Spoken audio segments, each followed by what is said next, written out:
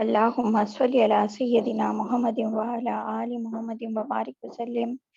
اللہم صلی علی سیدنا محمد وعلی آل محمد وبارک وسلم۔ اللہم صلی علی سیدنا محمد وعلی آل محمد وبارک وسلم۔ رب یسر ولا تعسر وتمم لنا بالخیر وبک نستعین یا فتاح یا فتاح یا علیم۔ رب اشرح لی صدری ویسر لی امری واحلل عقدۃ من لسانی یفقہوا قولی۔ رب زدنی علما رب زدنی علما رب زدنی علما۔ نحمدہ ونصلی علی رسولہ الکریم، اما بعد۔ اعوذ باللہ العظیم وبوجہہ الکریم وسلطانہ القدیم من الشیطان الرجیم۔ اعوذ باللہ من الشیطان من نفخہ ونفثہ وہمزہ۔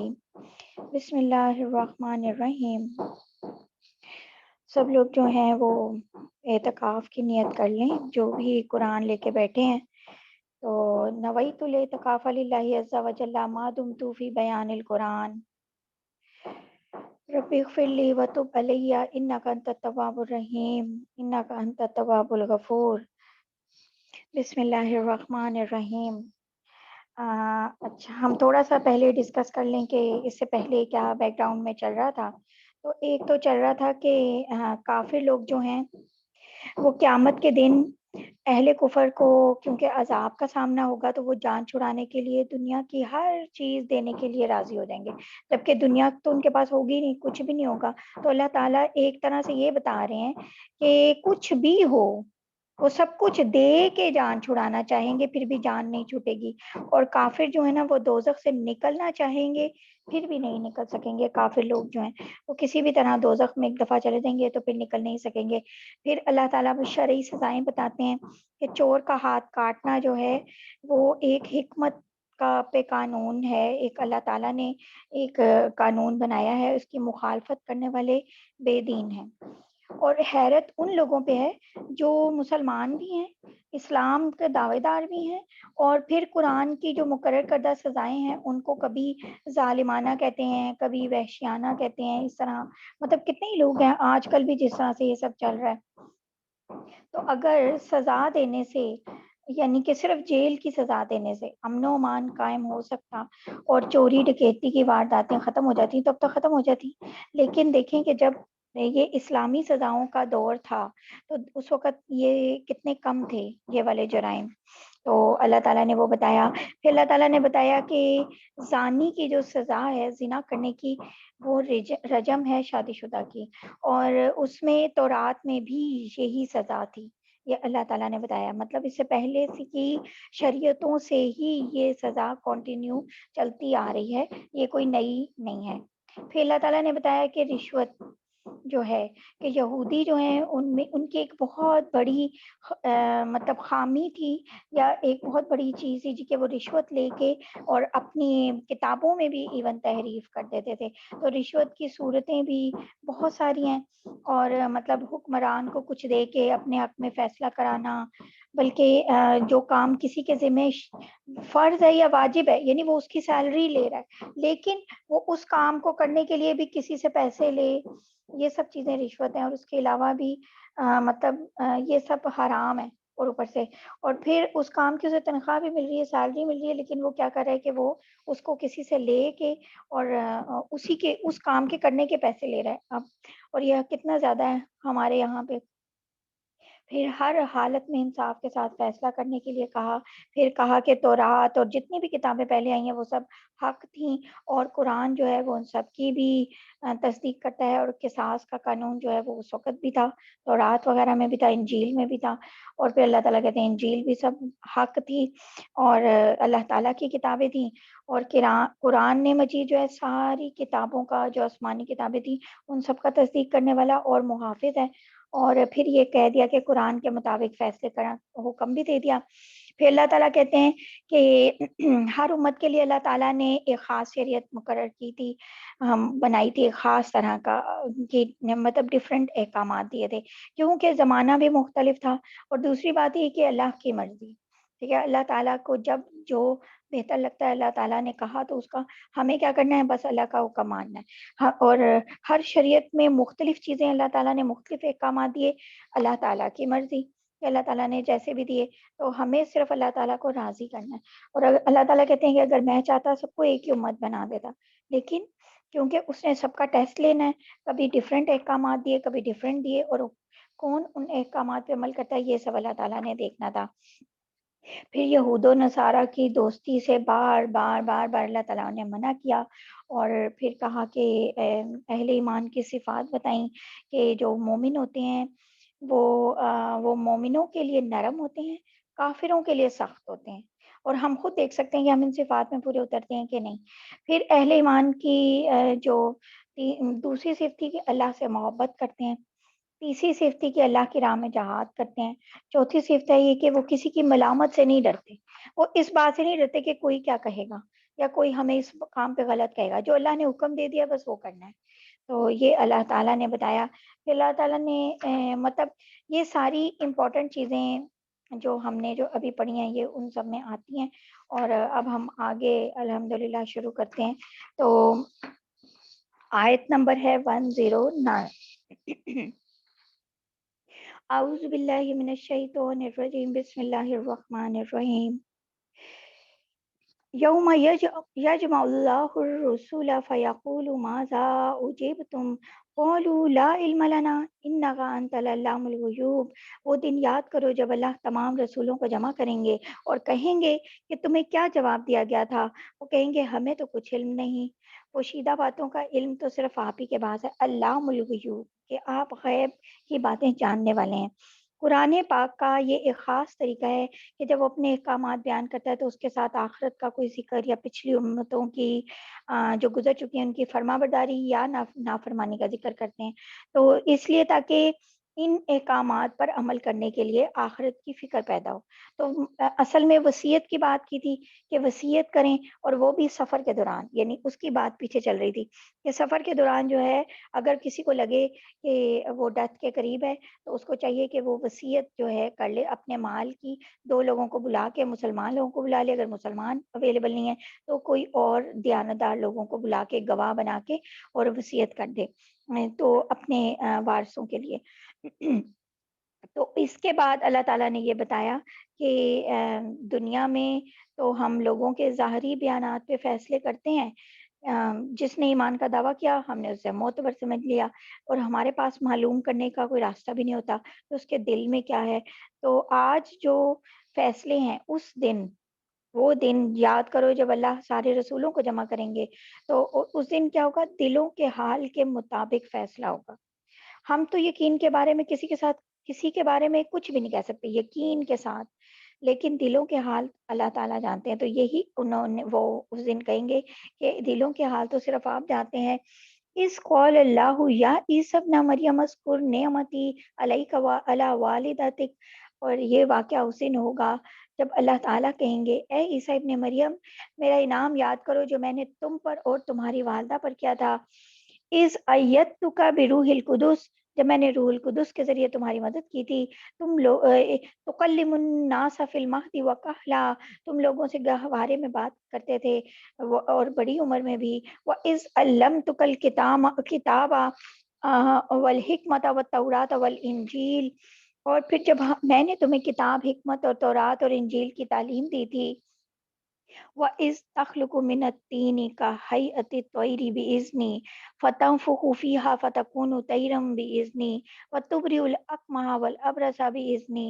تو اور جب تم میرے حکم سے گارا لے کے اس سے پرندے جیسی شکل بناتے تھے، پھر اس میں پھونک مارتے تھے تو وہ میرے حکم سے سچ مچ کا پرندہ بن جاتا تھا. بِإِذْنِی، اللہ تعالیٰ کہہ رہے ہیں میرے حکم سے. تم مادرزاد اندھے، یعنی کہ جو ماں کے پیٹ سے اندھے پیدا ہوتے تھے ان کو اور کوڑی لوگوں کو میرے حکم سے اچھا کر دیتے تھے. اور جب تم میرے حکم سے مردوں کو زندہ نکال کھڑا کرتے تھے. وَإِذْ كَفَفْتُ بَنِي إِسْرَائِيلَ عَنْكَ إِذْ جِئْتَهُم بِالْبَيِّنَاتِ فَقَالَ الَّذِينَ كَفَرُوا مِنْهُمْ إِنْ هَٰذَا إِلَّا سِحْرٌ مُّبِينٌ. اور جب میں نے بنی اسرائیل کو اس وقت تم سے دور رکھا جب تم ان کے پاس کھلی نشانیاں لے کر آئے تھے، اور ان میں سے جو کافر تھے انہوں نے کہا تھا یہ تو کھلے جادو کے سوا کچھ بھی نہیں. یعنی کہ یہ سارے معجزات جب انہیں ان کے سامنے آئے تو انہوں نے کیا کہا کہ یہ تو جادو ہے، یہ تو صرف جادو ہے اور کچھ بھی نہیں ہے. انہوں نے اس کو جادو کے علاوہ کچھ بھی نہیں مانا. کس لیے؟ حالانکہ انہیں پتا تھا یہ جادو نہیں ہے پھر بھی. جیسے کہ نبی پاک صلی اللہ علیہ وسلم کے موضوعوں کے بارے میں کہتے تھے، اسی لیے نبی پاک صلی اللہ علیہ وسلم کو تسلی دینے کے لیے بھی یہ ساری باتیں بتائی جا رہی ہیں. وَإِذْ أَوْحَيْتُ إِلَى الْحَوَارِيِّينَ أَنْ آمِنُوا بِي وَرَبِّ رَسُولِي. اور پھر جب ہم نے حواریوں کے دل میں یہ بات ڈالی، حواری کون تھے؟ حضرت عیسیٰ علیہ السلام کے صحابہ، کہ تم مجھ پر اور میرے رسول پر ایمان لاؤ، تو انہوں نے کہا قولوا آمنا واشہد باننا مسلمون، ہم ایمان لے آئے اور آپ گواہ رہیے کہ ہم فرما بردار ہیں، یعنی ہم مسلمان ہیں. دیکھیں اللہ تعالیٰ بتا رہے ہیں کہ جتنے بھی انبیاء گزرے، ان کے جو صحابہ تھے وہ سب ایمان لے کے آئے اور مسلمان تھے. وہ اذ قال الحواریون یا عیسی ابن مریم هل یستطیع ربک ان ينزل علینا مائدۃ من السماء قال اتقوا اللہ ان کنتم مؤمنین.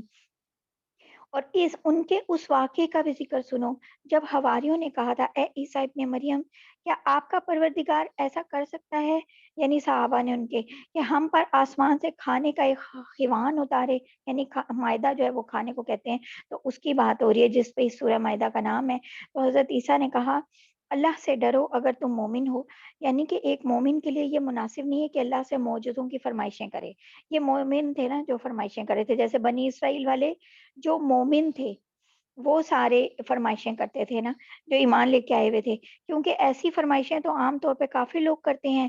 یعنی کہ یہ دیکھیں کافر تو کب سے کر رہے تھے، بنی اسرائیل سے میں سے بھی کافر جو تھے حضرت موسیٰ سے، اور اس کے علاوہ حضرت آدم سے لے کے اور ہر نبی کے آنے تک ہر نبی کے بارے میں قرآن بار بار بتاتا ہے کہ وہ جو لوگ تھے نا کافر، وہ سب مشرکین، وہ سب اسی طرح کے ان سے دعوے کرتے، ان سے معجزوں کے مانگتے تھے، ان سے معجزے کے ایسے لے کے آؤ ایسے لے کے آؤ، اور نبی پاک صلی اللہ علیہ وسلم سے بھی کہتے تھے. تو یہاں پر یہ ان کے حواری جو ہے نا وہ یہ فرمائش کر رہے ہیں. تو اس کے لیے حضرت عیسیٰ انہیں کہہ رہے ہیں کہ اگر خدا نہ خواستہ، یعنی کہ اس فرمائش کا یہ مقصد یہ نہیں تھا کہ ایمان کی کمی ہے، بلکہ اللہ کی نعمتوں کو دیکھنے کی بات ہے.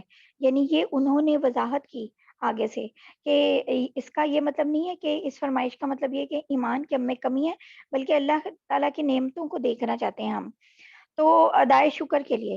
پھر حضرت عیسیٰ علیہ السلام نے دعا کی، مگر یہ مائدہ آسمان سے کہتے ہیں کہ نہیں آیا، اور کچھ لوگ کہتے ہیں کہ آیا. بہرحال آگے ہم دیکھتے ہیں اللہ تعالیٰ کیا فرماتے ہیں. قولوا نريد ان ناكل منها وتطمئن قلوبنا ونعلم ان قد صدقتنا ونكون عليها من الشاهدين. اور انہوں نے کہا ہم چاہتے ہیں کہ اس خوان سے کھانا کھائیں اور اس کے ذریعے ہمارے دل پوری طرح مطمئن ہو جائیں، اور ہمیں پہلے سے زیادہ یقین کے ساتھ یہ معلوم ہو جائے کہ آپ نے ہم سے جو کہا ہے وہ سچ ہے، اور ہم اس پہ گواہی دینے والے میں شامل ہو جائیں. یعنی کہ ان حواریوں نے حضرت عیسیٰ سے کہا، تو یعنی حضرت عیسیٰ کو کلیئر کیا کہ بھئی ہمارے یہ مطلب نہیں ہے ہم کافروں کی طرح مشرکین کی طرح ایک معجزہ نہیں مانگ رہے، ہم اپنے دل کے اطمینان کی بات کریں. قال عیسی ابن مریم اللهم ربنا انزل علينا مائدة من السماء تكون لنا عيدا لأولنا وآخرنا وآية منك. چنانچہ حضرت عیسیٰ ابن مریم نے درخواست کی، یا اللہ ہم پر آسمان سے ایک خوان اتار دیجئے جو ہمارے لیے اور ہمارے اگلوں اور پچھلوں کے لیے ایک عید کا، خوشی کا موقع بن جائے، اور آپ کی طرف سے ایک نشانی ہو، اور ہمیں یہ نعمت عطا فرما ہی دیجئے. اور وَرْزُقْنَا وَأَنْتَ خَيْرُ الرَّازِقِينَ، اور آپ بے شک سب سے بہتر عطا فرمانے والے ہیں، رزق عطا فرمانے والے سب سے بہترین ہیں. قَالَ اللَّهُ إِنِّي مُنَزِّلُهَا عَلَيْكُمْ، اللہ تعالیٰ نے کہا میں بے شک تم پہ وہ خوان اتار دوں گا.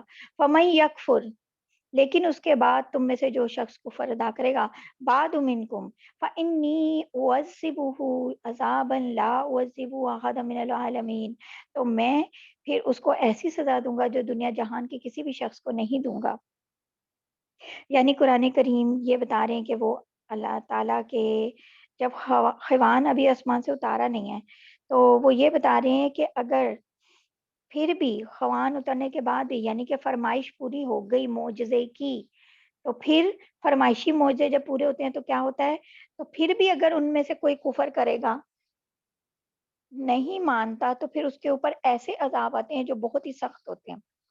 وَإِذْ قَالَ اللَّهُ يَا عِيسَى ابْنَ مَرْيَمَ أَأَنْتَ قُلْتَ لِلنَّاسِ اتَّخِذُونِي وَأُمِّيَ إِلَٰهَيْنِ مِن دُونِ اللَّهِ اور اس وقت کا ذکر سنا جب اللہ کہیں گے عیسیٰ ابن مریم کیا تم نے لوگوں سے کہا تھا کہ مجھے اور میری ماں کو اللہ کے سوا دو معبود بناؤ؟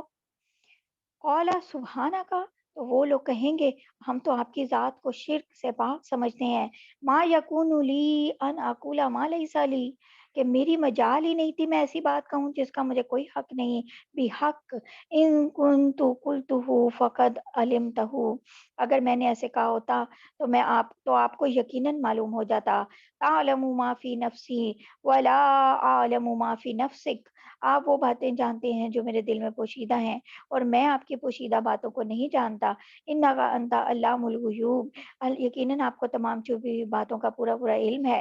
حضرت عیسیٰ سے وہ کہیں گے اللہ تعالیٰ کہ کیا آپ نے کہا تھا؟ تو حضرت عیسیٰ کہیں گے کہ نہیں، یعنی گواہی لے رہے ہیں عیسائیوں کے لیے، کرسچنس کے لیے، کہ جو انہیں کیا کہتے تھے کہ حضرت عیسیٰ کو بھی اور حضرت مریم کو بھی جو ہے وہ اللہ کا ایک حصہ مانتے ہیں۔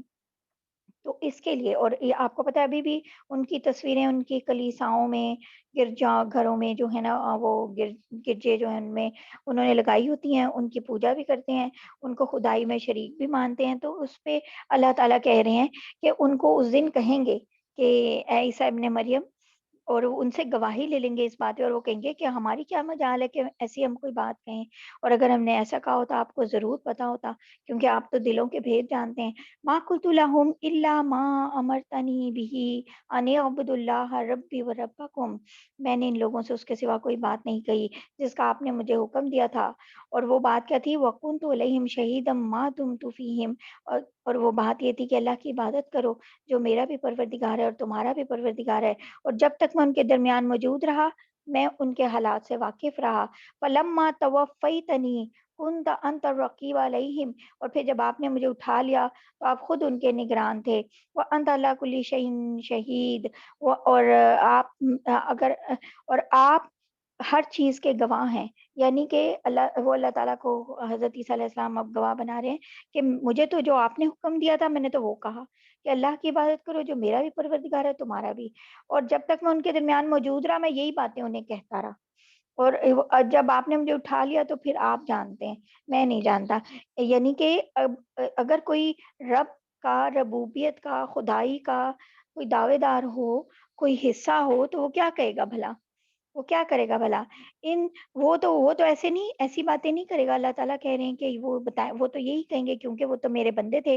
ان تعذبہم فانہم عبادک وان تغفر لہم فانک انت العزیز الحکیم، اگر آپ ان کو سزا دیں تو یہ آپ کے بندے ہیں، اور اگر آپ انہیں معاف فرما دیں تو یقیناً آپ کا اقتدار بھی کامل ہے، حکمت بھی کامل ہے۔ قال اللہ ھذا یوم ینفع الصادقین، اور اللہ تعالیٰ کہیں گے یہ وہ دن ہے جس میں سچے لوگوں کو ان کا فائدہ پہنچے گا۔ ینفع الصادقین صدقہم، ان کے سچ کا انہیں فائدہ ملے گا۔ لہم جنات تجری من تحتها الانہار خالدین فیہا ابدا، اور ان کے لیے وہ باغات ہیں جن کے نیچے نہریں بہہ رہی ہیں، جن میں یہ لوگ ہمیشہ ہمیشہ رہیں گے۔ رضی اللہ عنہ ورضوا عنہ ذالک الفوز العظیم، اللہ ان سے خوش ہیں اور یہ ان سے خوش ہیں۔ یہی بڑی زبردست کامیابی ہے کہ اللہ تعالیٰ ان سب سے خوش ہیں، ورضوا عنہ، اور یہ اللہ تعالیٰ سے خوش ہیں۔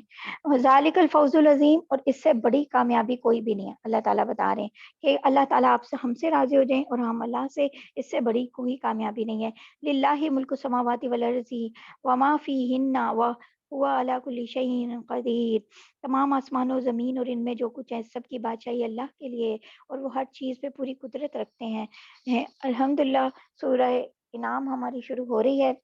سورہ انعام اتنی بڑی صورت ہے کہ حضرت عبداللہ بن عباس جو رضی اللہ تعالیٰ عنہ سے روایت ہے کہ نبی پاک صلی اللہ علیہ وسلم نے فرمایا تھا کہ 70,000 فرشتے اس صورت کے ساتھ تسبیح پڑھتے ہوئے، اللہ کی تسبیح پڑھتے ہوئے آئے تھے۔ پروٹوکول دیکھیے، اس صورت کا پروٹوکول ہے۔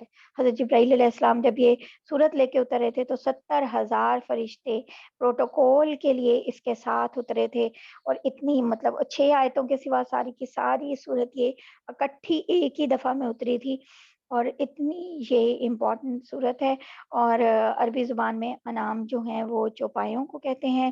یہ مکہ کے دور میں نازل ہوئی تھی اس لیے، اور ابھی نبی صلی اللہ علیہ وسلم کی دعوت اپنے ابتدائی دور میں تھی، اس لیے اسلام کے بنیادی عقائد، توحید، رسالت، آخرت کے بارے میں اللہ تعالیٰ نے اس میں بہت دلائل دیے ہوئے ہیں، اور بے بنیاد جو عقیدے ہیں ان کی تردید کی ہوئی ہے، اور اس لیے بہت امپورٹنٹ ہے، کیونکہ توحید سے امپورٹنٹ آپ کو پتہ ہے کیا ہے؟ کچھ بھی نہیں، اور قرآن تو سارے کا سارا ہی امپورٹنٹ ہے، لیکن اور ایک اور روایت میں بھی آتا ہے، نبی پاک صلی اللہ علیہ وسلم نے فرمایا تھا کہ جب یہ صورت نازل ہوئی تھی تو اتنے فرشتے اس کے ساتھ اترے تھے اس کے پروٹوکول کے طور پہ کہ آسمان کے سارے کنارے بھر گئے تھے۔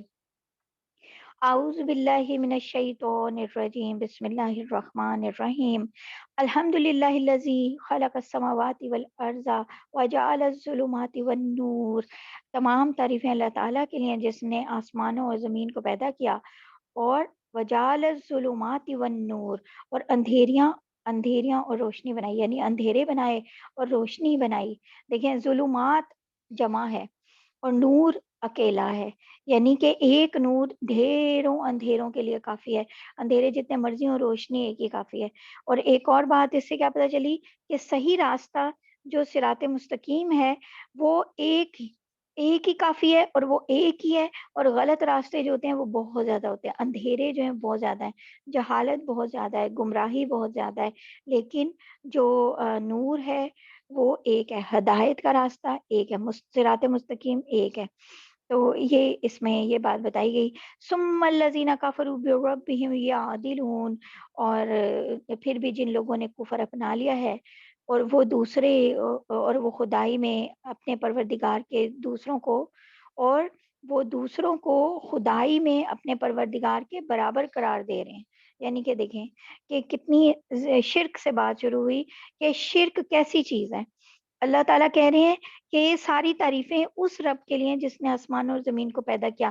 کیا ان میں سے کوئی یہ دعویٰ کر سکتا ہے کہ اس نے آسمانوں اور زمینوں کو پیدا کیا، یا اس نے اندھیرے اور روشنی بنائی؟ کیا یہ کوئی دعویٰ کر سکتا ہے؟ کیا تمہارے بتوں میں سے کوئی کسی نے کبھی یہ دعویٰ کیا؟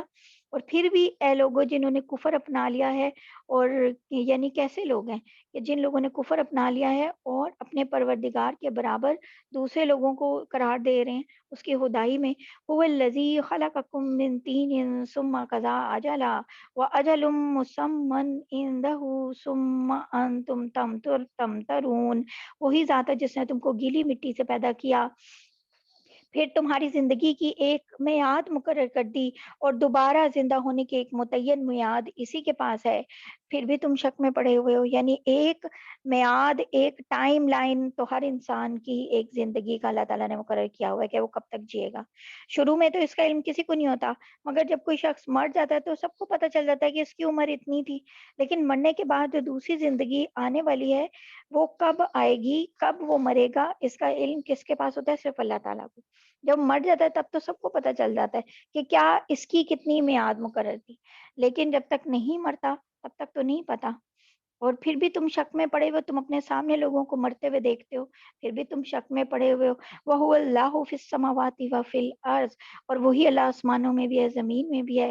يَعْلَمُ سِرَّكُمْ وَجَهْرَكُمْ وَيَعْلَمُ مَا تَكْسِبُونَ، وہ تمہارے چھپائے ہوئے بھید بھی جانتا ہے، کھلے ہوئے حالات بھی، اور جو کچھ کمائی تم کر رہے ہو اس سے بھی واقف ہے۔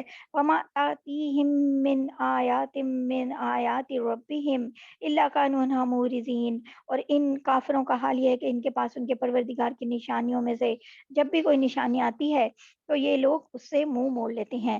فقد كذبوا بالحق لما جاءهم فسوف يأتيهم انباء ما كانوا به يستهزئون، چنانچہ جب حق ان کے پاس آ گیا تو ان لوگوں نے اسے جھٹلا دیا۔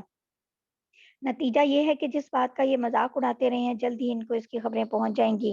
یعنی کافروں سے کہا جا رہا ہے کہ اگر انہوں نے یہ ہٹ درمی کا اور ڈھٹائی کا یہی رویہ جاری رکھا تو دنیا میں بھی ان کا انجام برا ہوگا اور آخرت میں بھی عذاب ملے گا۔ اور کافر کیا کرتے تھے؟ ان ساری باتوں کا مذاق اڑاتے تھے۔ تو آیت ان کو یہ ایکچولی تنبیہ کر رہی ہے، یہ وارننگ دے رہی ہے کہ جس بات کا مذاق اڑا رہے ہو تو ان قریب وہ ایک حقیقت بن کے تمہارے سامنے آ ہی جائے گی۔ تمہاری زندگی ہے ہی کتنی، ہر شخص کی زندگی کا ایک وقت مقرر ہے، تمہارا بھی ختم ہو جائے گا۔ الم یرو کم اہلکنا من قبلہم من قرن مکناہم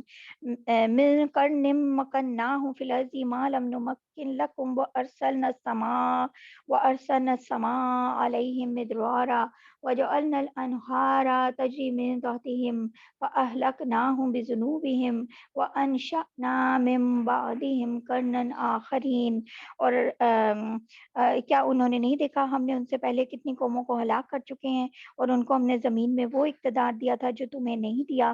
ہم نے ان پر آسمان سے خوب بارشیں بھیجیں، ہم نے دریاؤں کو مقرر کر دیا کہ ان کے نیچے بہتے رہیں، لیکن پھر ان کے گناہوں کی وجہ سے ہم نے ان کو ہلاک کر دیا اور ان کے بعد دوسری نسلیں پیدا کی۔ یعنی کہ کیا تم لوگوں نے نہیں دیکھا، وہ لوگ دیکھتے جو تھے، اور آگے بھی اللہ تعالیٰ یہی کہیں گے، کیونکہ وہ بار بار تجارت کے لیے یہ جو قریش مکہ تھے یہ مختلف جگہوں پہ جاتے تھے، شام کی طرف بھی تجارت کرتے تھے، مشرق کی مغرب کی طرف بھی، تو پھر ان کو یہ دیکھتے رہتے تھے، شام کی طرف بھی ایران کی طرف بھی، کہ تو ان کے راستے میں بہت سی بستیاں آتی تھیں، اس طرح کی جیسے قوم لوط کی بستی بھی راستے میں آتی تھی، اور قوم عاد و سمود کی بستی بھی آتی تھی، تو سب ختم ہوئی ہوئی تھی، انہیں پتہ تھا کہ انہیں ہلاک کر ڈالا گیا ہوا ہے اس سے پہلے، اور پھر ان کے گناہوں کی وجہ سے ہم نے ان کو ہلاک کیا، اور ان کے بعد دوسری نسلیں پیدا کی، یعنی کہ وہ بالکل کے بالکل مٹا ہی دیے، اور انہیں پتہ ہے اس بات کا۔ وَلَوْ نَزَّلْنَا عَلَيْكَ كِتَابًا فِي قِرْطَاسٍ فَلَمَسُوهُ بِأَيْدِيهِمْ لَقَالَ الَّذِينَ كَفَرُوا إِنْ هَٰذَا إِلَّا سِحْرٌ مُّبِينٌ۔ ان کافروں کا حال یہ ہے کہ اگر ہم تم پر کوئی ایسی کتاب نازل کر دیتے جو کاغذ پر لکھی ہوتی، پھر یہ اسے اپنے ہاتھوں سے چھو کر بھی دیکھ لیتے، تو جن لوگوں نے کفر اپنا لیا ہے وہ پھر بھی یہی کہتے کہ یہ تو کھلے ہوئے جادو کے سوا کچھ بھی نہیں ہے۔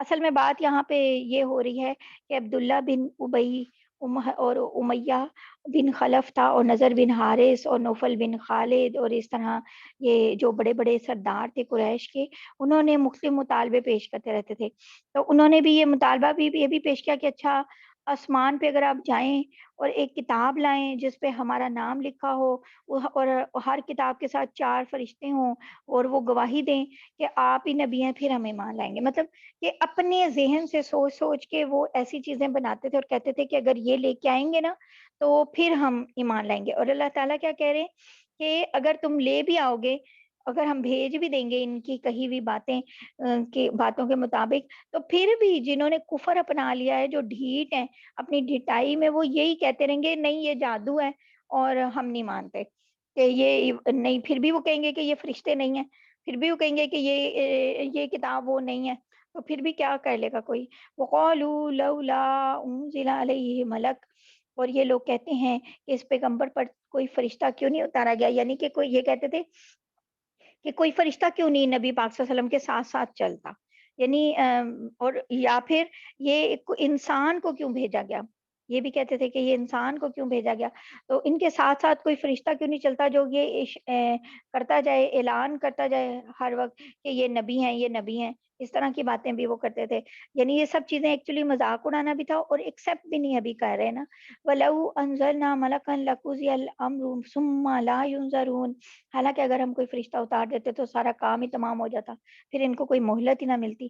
یعنی کہ دنیا جو انسان کے لیے ایک ٹیسٹ کی جگہ ہے، تو انسان سے کیا مطالبہ ہے کہ اپنی عقل سے کام لے کے اللہ پر اور اس کے بھیجے ہوئے رسولوں پر ایمان لائے اور اللہ کے احکامات کو مانے، اور اس کے لیے بہت زیادہ دلائل ہیں اس بات کے لیے کہ ایمان کیوں لانا چاہیے۔ دیکھیں نا کتنی چیزیں ہیں، اور جو اور سب سے بڑا موضوع قرآن تھا، تو اگر یعنی کوئی شخص موت کے فرشتوں کو دیکھ کے ایمان لائے تو اس کا ایمان تو قابل قبول نہیں ہے، بالکل موت کے وقت کا ایمان جو ہوتا ہے وہ قابل قبول نہیں ہوتا۔ تو کفار کا یہ جو مطالبہ ہے کہ کوئی فرشتہ نبی صلی اللہ علیہ وسلم پہ جو وحی لے کے آتا ہے وہ اس کے ساتھ ساتھ آئے اور ہم ہر وقت اس کو دیکھ سکیں، تو وہ اللہ تعالیٰ کہہ رہے ہیں کہ اگر فرشتے کو دیکھ بھی لیں گے تو پھر ایک تو دیکھنے سے ایمان معتبر نہیں ہوگا، اور پھر انہیں اتنی مہلت بھی نہیں ملے گی کہ یہ ایمان لے کے آ سکیں، تو کیونکہ پھر تو اس کے بعد تو بات ہی ختم ہو جائے گی۔ وَلَوْ جَعَلْنَاهُ مَلَكًا لَجَعَلْنَاهُ رَجُلًا وَلَلَبَسْنَا عَلَيْهِمْ مَا يَلْبِسُونَ، اور اگر ہم فرشتے ہی کو پیغمبر بناتے تب بھی اسے کسی مرد کی شکل میں بناتے، اور ان کو پھر ہم اسی شبے میں ڈال دیتے جس میں ہم مبتلا ہیں۔ یعنی یہ ایک اور ان کا مطالبہ تھا کہ آپ نے کسی فرشتے کو کیوں نہیں پیغمبر بنا کے بھیجا۔ اب یہ سارے سوال اللہ تعالیٰ قرآن پاک میں وہ ایڈریس کر رہے ہیں جو کہ کسی بھی انسان کے ذہن میں آ سکتے ہیں، کیوں اس طرح بار بار ایڈریس کیے بھیجے جا رہے ہیں، کیوں بتا رہے ہیں اللہ تعالیٰ، ایسے ہر سوال کو ایڈریس کر رہے ہیں جو کہ کسی بھی انسان کے ذہن میں آ سکتے ہیں۔ ہر انسان ابھی بھی ہم بھی اسی طرح ہی سوچتے ہیں، اچھا انسان کو کیوں پیغمبر بنایا، اچھا فرشتے کو کیوں نہیں بنایا، مطلب کہیں نہ کہیں انسان کے ذہن میں یہ دماغ میں یہ کوسچنز جو ہیں یہ چلتے پھرتے رہتے ہیں۔ تو اس لیے اللہ تعالیٰ نے ان سب کو قرآن پاک میں ایڈریس کر کے ہر کوسچن کو اچھی طرح ایڈریس کر کے اتنے اچھے ان کے رپلائی کیے تاکہ اچھی طرح دماغوں کے کیڑے جو ہے نا وہ جھڑ جائیں۔ تو اللہ تعالیٰ نے بتایا کہ اگر کسی فرشتے کو ہی پیغمبر بنا کے بھیجنا ہوتا یا پیغمبر کی تصدیق کے لیے ہر وقت وہ سامنے آ کے ساتھ ساتھ پھرتا، تو وہ بھی انسانی شکل میں ہوتا، کیونکہ تمہاری ہماری جو جیسے نظریں ہیں ان کی ہماری بصیرت کا، ہماری بصارت کا ایک ایک ہمارے دیکھنے کا، ہماری آئز کا ایک لمٹ ہے دیکھنے کی۔ جیسے ہم اللہ تعالیٰ کو نہیں دیکھ سکتے، ایسے ہی ہم فرشتوں کو نہیں دیکھ سکتے، ایسے ہی ہم جنوں کو نہیں دیکھ سکتے، ہم جرمز کو نہیں دیکھ سکتے، ٹھیک ہے نا، ہم بہت ساری چیزیں جو ہم مانتے ہیں کہ ہم انہیں نہیں دیکھ سکتے۔ تو پھر یہ جیسے ہم ہوا کو نہیں دیکھ سکتے، ایک سمپل بات ہے، اس طرح ہماری آئی سائٹ کا ایک لمٹ ہے۔ تو اللہ تعالیٰ کہہ رہے ہیں کہ وہ اگر فرشتہ آتا بھی ان کے ساتھ تو تم کیسے دیکھتے؟ پھر بھی ہم اسے مرد کی شکل میں ہی لے کے آتے تاکہ تم اسے دیکھ سکتے۔ تو اگر اسے لے کے آتے مرد کی شکل میں، پھر بھی تم اس شبے میں ہی پڑے رہتے کہ اب یہ انسان ہے یا فرشتہ ہے یا کیا ہے، کیونکہ وہ تو تمہیں انسان جیسا ہی لگتا۔ وَلَقَدِ اسْتُهْزِئَ بِرُسُلٍ مِّن قَبْلِكَ فَحَاقَ بِالَّذِينَ سَخِرُوا مِنْهُم مَّا كَانُوا بِهِ يَسْتَهْزِئُونَ۔ اور اے پیغمبر، حقیقت یہ ہے کہ تم میں سے پہلے بھی بہت سے رسولوں کا مذاق اڑایا گیا ہے، لیکن نتیجہ یہ ہوا کہ ان میں سے جن لوگوں نے مذاق اڑایا تھا ان کو اسی چیز نے آ گھیرا جس کا وہ مذاق اڑایا کرتے تھے۔ قُلْ سِیرُوا فِی الْأَرْضِ ثُمَّ انظُرُوا کَیْفَ کَانَ عَاقِبَةُ الْمُکَذِّبِینَ۔ ان کافروں سے کہو ذرا زمین میں چلو پھرو دیکھو، پھر دیکھو پیغمبروں کو جھٹلانے والوں کا کیسا انجام ہوا، یعنی کیونکہ وہ عاد و ثمود کی بستیاں اور یہ سب جو ہیں ان کے سامنے انہیں پتہ ہے کہ ان کا کیا انجام ہوا تھا۔ قُل لِمَن مَّا فِی السَّمَاوَاتِ وَالْأَرْضِ قُل لِلَّہ، ان سے پوچھو آسمانوں اور زمین میں جو کچھ ہے وہ کس کی ملکیت ہے۔ یعنی جب ان سے پوچھو گے تو کیا کہیں گے؟ یہی کہ جواب جواب ان کے پاس ہے کہ کیا قل للہ، تو اگر جواب میں یہ خاموش ہی رہیں گے، کیونکہ یہ ایسا ان کے پاس کوئی دیوی دیوتا نہیں ہے جس کے بارے میں یہ کہیں کہ جو کچھ بھی زمین میں اور جو کچھ بھی آسمان میں یہ اس کی ملکیت ہے، نہیں، تو پھر یہ خاموش ہی رہیں گے۔ تو آپ جواب، اگر وہ جواب نہیں بھی دیتے تو آپ جواب دیں، قل للہ، کہہ دیجئے اللہ کی ملکیت ہے، کتب علی نفسہ الرحمہ، اس نے رحمت کو اپنے اوپر نازم کر رکھا ہے، لَيَجْمَعَنَّكُمْ إِلَىٰ يَوْمِ الْقِيَامَةِ لَا رَيْبَ فِيهِ، اور اسی لیے توبہ کر لو تو پچھلے سارے گناہ جو ہیں اس نے رحمت کو اپنے اوپر لازم کر رکھا ہے، اس لیے توبہ کر لو تو پچھلے سارے گناہ معاف کر دے گا، ورنہ وہ تم سب کو ضرور بس ضرور قیامت کے دن تو جمع کرے گا ہی، جس کے آنے میں کوئی شک نہیں ہے، لا ریب فیہ۔ الذین خسروا انفسهم فهم لا یؤمنون، اور لیکن جن لوگوں نے اپنی جانوں کے لیے گھاٹے کا سودا کر رکھا ہے وہ اس حقیقت پہ ایمان نہیں لاتے، یعنی کہ جن کو سب کچھ پتہ چلنے کے باوجود، اتنے کھلے دلائل ہیں، اتنے کھلے معجزات ہیں، قرآن ہے، سب کچھ ہے، پھر بھی وہ اپنی جانوں کے لیے گھاٹے کا سودا کریں۔ وَلَهُ مَا سَكَنَ فِي اللَّيْلِ وَالنَّهَارِ وَهُوَ السَّمِيعُ الْعَلِيمُ، لیکن اور رات اور دن میں جتنی مخلوقات آرام پاتی ہیں سب اس کے قبضے میں ہیں، وہ ہر بات کو سنتا، ہر چیز کو جانتا ہے۔ یعنی کہ اس میں یا اشارہ اللہ تعالیٰ نے بڑا پیارا سا دیا ہے کہ رات اور دن میں جب لوگ سوتے ہیں تو دوبارہ بیدار بھی ہو جاتے ہیں۔ حالانکہ نیند کیا ہے؟ ایک طرح کی موت ہے جس میں انسان دنیا سے بالکل بے خبر ہو جاتا ہے، بے اختیار ہو جاتا ہے۔ آپ دیکھیں اس کا کوئی اختیار نہیں ہے، کوئی اسے نیند میں مار بھی دے اسے پتہ نہیں چلے گا۔ تو اللہ تعالیٰ کے قبضے میں ہوتا ہے اس وقت بھی وہ، اگر وہ چاہے تو وہ اسے بیداری کی دنیا میں واپس ہی نہ لے کے آئے۔ تو یہ ایک چھوٹی سی موت اس کو روز آتی ہے تو اسے کیوں سمجھ نہیں آتی کہ جب بڑی موت آئے گی تب بھی انسان اللہ کی قدرت میں ہی ہوگا، اور کسی کے قبضہ قدرت میں وہ ہو ہی نہیں سکتا۔ اور اس کل اغیر اللہ اتخذ ولیا فاطر السماوات والارض وهو یطعم ولا یطعم، کہہ دو کیا میں اللہ کے سوا کسی اور کو رکھوالا بناؤں، اس اللہ کو چھوڑ کے جو آسمانوں اور زمینوں کو پیدا کرنے والا ہے، جو سب کو کھلاتا ہے، کسی سے کھاتا نہیں۔ اللہ تعالیٰ نے حضرت عیسیٰ علیہ السلام کے بارے میں پیچھے کیا بتایا تھا؟ حضرت عیسیٰ اور حضرت مریم کے بارے میں کہ تم انہیں اللہ کا حصہ کہتے ہو، وہ تو کھاتے پیتے ہیں۔ یعنی کہ اگر کوئی خدا ہو تو اسے کھانے پینے کی کیا ضرورت ہے؟ اسے انسانوں کی طرح چلنے پھرنے، انسانوں کی طرح حرکتیں کرنے کی کیا ضرورت ہے؟ وہ کھانے پینے کی حاجت اسے کیوں آ گئی؟ بھوک کیوں لگتی ہے اس کو؟ قل انی امرت ان اکون اول من اسلم ولا تکونن من المشرکین، کہہ دو مجھے یہ حکم دیا گیا کہ فرما برداری میں سب لوگوں سے پہل کرنے والا میں بنوں اور تم مشرکوں میں ہرگز شامل نہ ہونا۔ قل انی اخاف ان عصیت ربی عذاب یوم عظیم، اور کہہ دو کہ اگر میں اپنے پروردگار کی نافرمانی کروں تو مجھے ایک زبردست دن کے خوف کے عذاب کا خوف ہے، مجھے ایک زبردست دن کے عذاب کا خوف ہے۔ من یصرف عنہ یومئذ فقد رحمہ، اور جس کسی شخص سے اس دن وہ عذاب ہٹا دیا گیا اس پہ اللہ تعالیٰ نے بڑا ہی رحم کیا۔ وذالک الفوز المبین، اور یہی واضح کامیابی ہے، سب سے بڑی کامیابی یہی ہے کہ اللہ تعالیٰ نے اگر رحم کر لیا اور اس دن کا عذاب ہٹ گیا۔ وَإِن يَمْسَسْكَ اللَّهُ بِضُرٍّ فَلَا كَاشِفَ لَهُ إِلَّا هُوَ، اگر اللہ تمہیں کوئی تکلیف پہنچائے تو خود اس کے سوا اسے دور کرنے والا کوئی نہیں۔ وَإِن يَمْسَسْكَ بِخَيْرٍ فَهُوَ عَلَى كُلِّ شَيْءٍ قَدِيرٌ، اور اگر وہ تمہیں کوئی بھلائی پہنچائے تو ہر چیز پہ قدرت رکھتے ہیں۔ وَهُوَ الْقَاهِرُ فَوْقَ عِبَادِهِ، اور وہ اپنے بندوں کے اوپر مکمل اقتدار رکھتے ہیں۔ وَهُوَ الْحَكِيمُ الْخَبِيرُ، اور وہ حکیم بھی ہیں، پوری طرح باخبر بھی ہیں۔ قُلْ أَيُّ شَيْءٍ أَكْبَرُ شَهَادَةً، اور کون سی چیز ایسی ہے جو کسی بات کی گواہی دینے کے لیے سب سے اعلیٰ درجے کی ہوتی ہے؟ قُل لِلَّهِ، کہو اللہ، اور شہید بینی و بینکم، اور وہی میرے اور تمہارے درمیان گواہ ہے۔ یعنی سب سے بڑی گواہی کس کی ہے؟ اللہ تعالیٰ کی، میرے اور تمہارے درمیان، ہم دونوں یعنی کافروں کے درمیان، نبی صلی اللہ علیہ وسلم کے درمیان کون گواہ ہے؟ اللہ تعالیٰ۔ وَأُوحِیَ إِلَیَّ هَٰذَا الْقُرْآنُ لِأُنذِرَکُم بِهِ وَمَن بَلَغَ، اور مجھ پر یہ قرآن وحی کے طور پہ اس لیے نازل کیا گیا تاکہ اس کے ذریعے میں تمہیں ڈراؤں اور ان سب کو بھی جنہیں یہ قرآن پہنچے، یعنی کہ دیکھیں ہم سب کو بھی، کہ اللہ تعالیٰ کہہ رہے ہیں کہ یہ ہم سب کو بھی جہاں یہ قرآن پہنچے۔ أَإِنَّكُمْ لَتَشْهَدُونَ أَنَّ مَعَ اللَّهِ آلِهَةً أُخْرَىٰ، کیا سچ مچ تم یہ گواہی دے سکتے ہو کہ اللہ کے ساتھ اور بھی معبود ہیں؟ قل لا اشہد، کہہ دو کہ میں تو ایسی گواہی نہیں دوں گا۔ قل انما هو الہ واحد واننی بریء مما تشرکون، کہہ دو کہ وہ تو صرف ایک خدا ہے اور جن جن چیزوں کو تم اس کی خدائی میں شریک ٹھہراتے ہو میں ان سب سے بیزار ہوں۔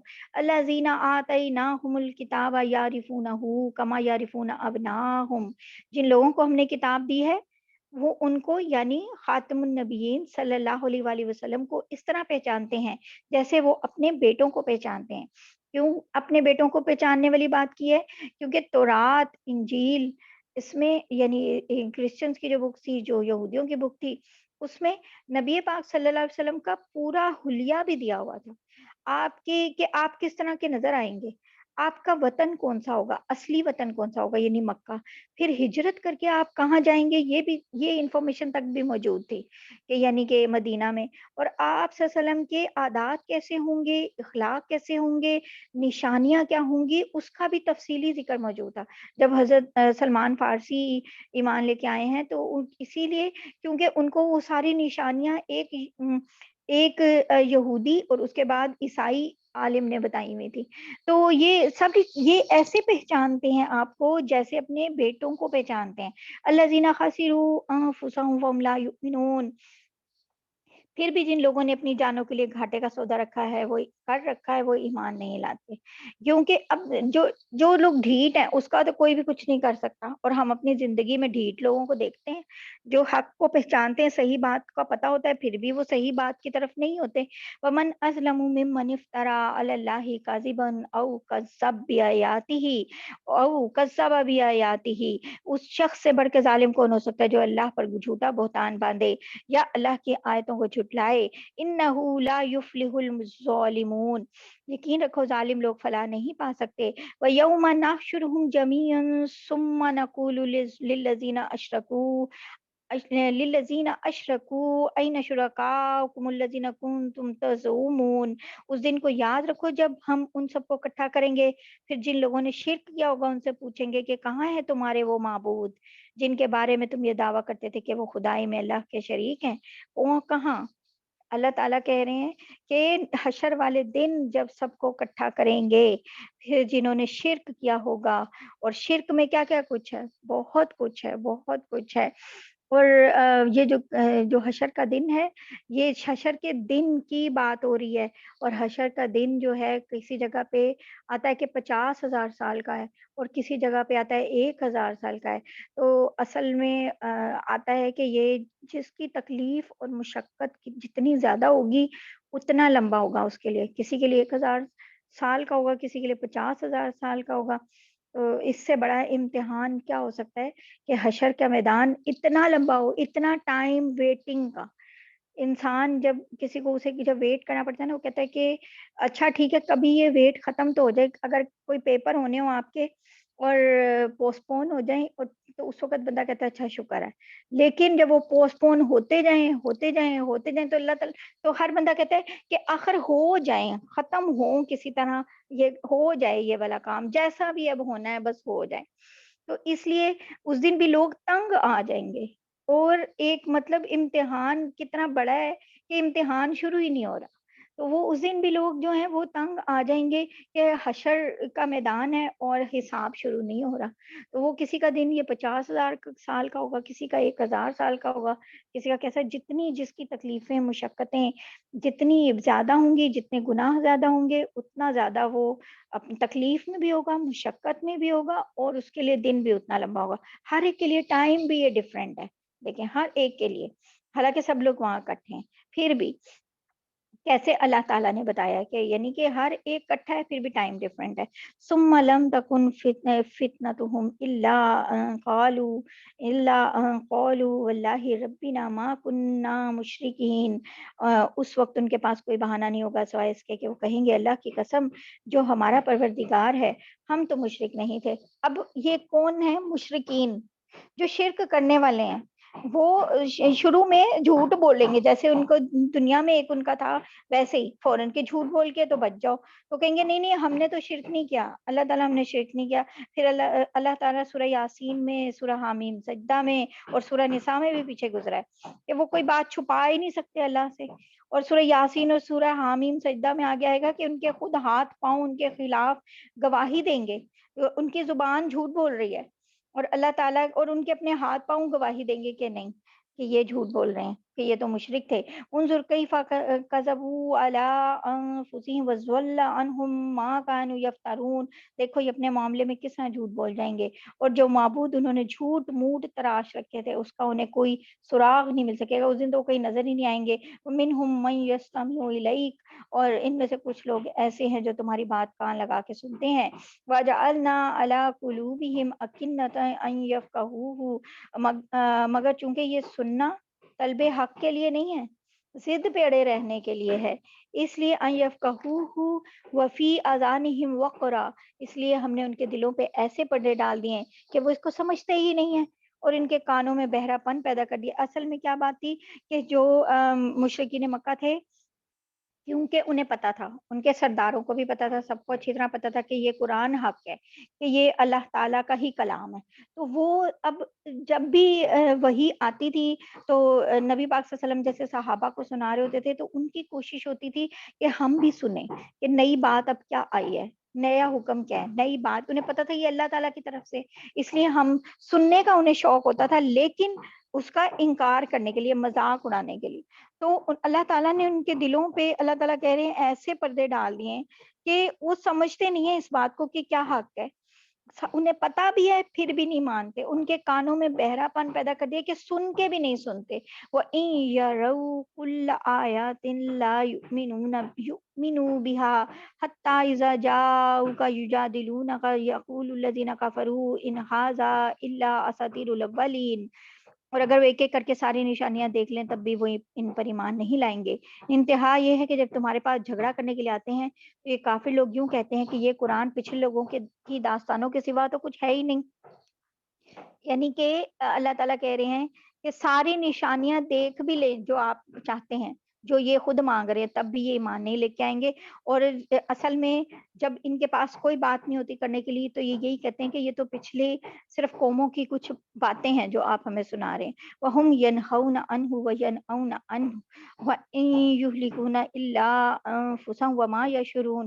اور یہ دوسروں کو بھی اس قرآن سے روکتے ہیں اور خود بھی اس سے دور رہتے ہیں, اور اس طرح وہ اپنی جانوں کے سوا کسی اور کو ہلاکت میں نہیں ڈال رہے, لیکن ان کو احساس نہیں ہے. انہوں نے پورے مکہ میں کیونکہ انہیں پتہ تھا حج کا موسم ہے, کیونکہ حج ہوا کرتا تھا ہر سال, جگہ جگہ سے لوگ وہاں آتے تھے حج کرنے کے لیے, اور بے شک وہ مسلمان نہیں ہوتے تھے لیکن حج تو کب سے چل رہا تھا.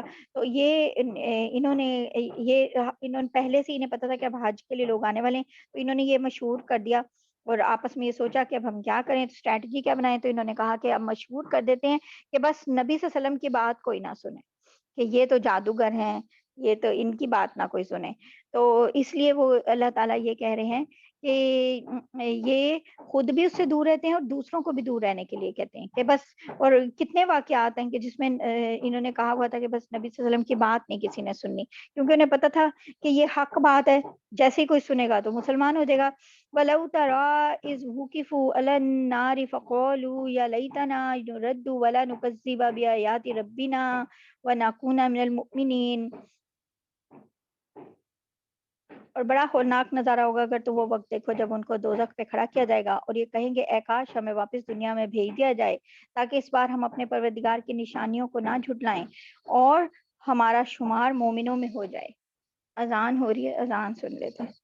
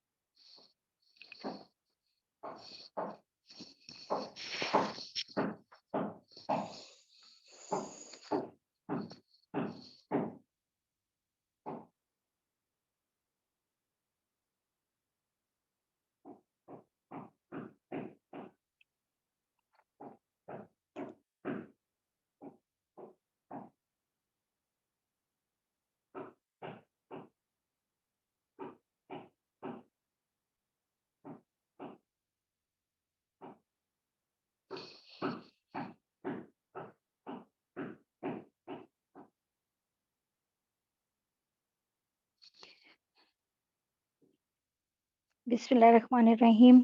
اور اللہ یہ کہہ رہے ہیں کہ بڑا ہی ہولناک نظارہ ہوگا. اللہ تعالیٰ فرما رہے ہیں جب تم وہ وقت دیکھو گے جب ان کو دوزخ پہ کھڑا کیا جائے گا اور یہ کہیں گے کہ اب دوزخ کو دیکھ کے اس کی آگ بھڑک رہی ہوگی, انہیں پتا ہوگا ہم اس میں ڈالے جانے والے ہیں, تو کہیں گے کہ کاش ہمیں واپس دنیا میں بھیج دیا جائے تو اس بار ہم جو ہے اللہ کے سارے حکم مانیں گے اور ہم مومن ہی ہوں گے, ایمان لے کے آئیں گے, ہم اللہ کے سارے حکم مانیں گے.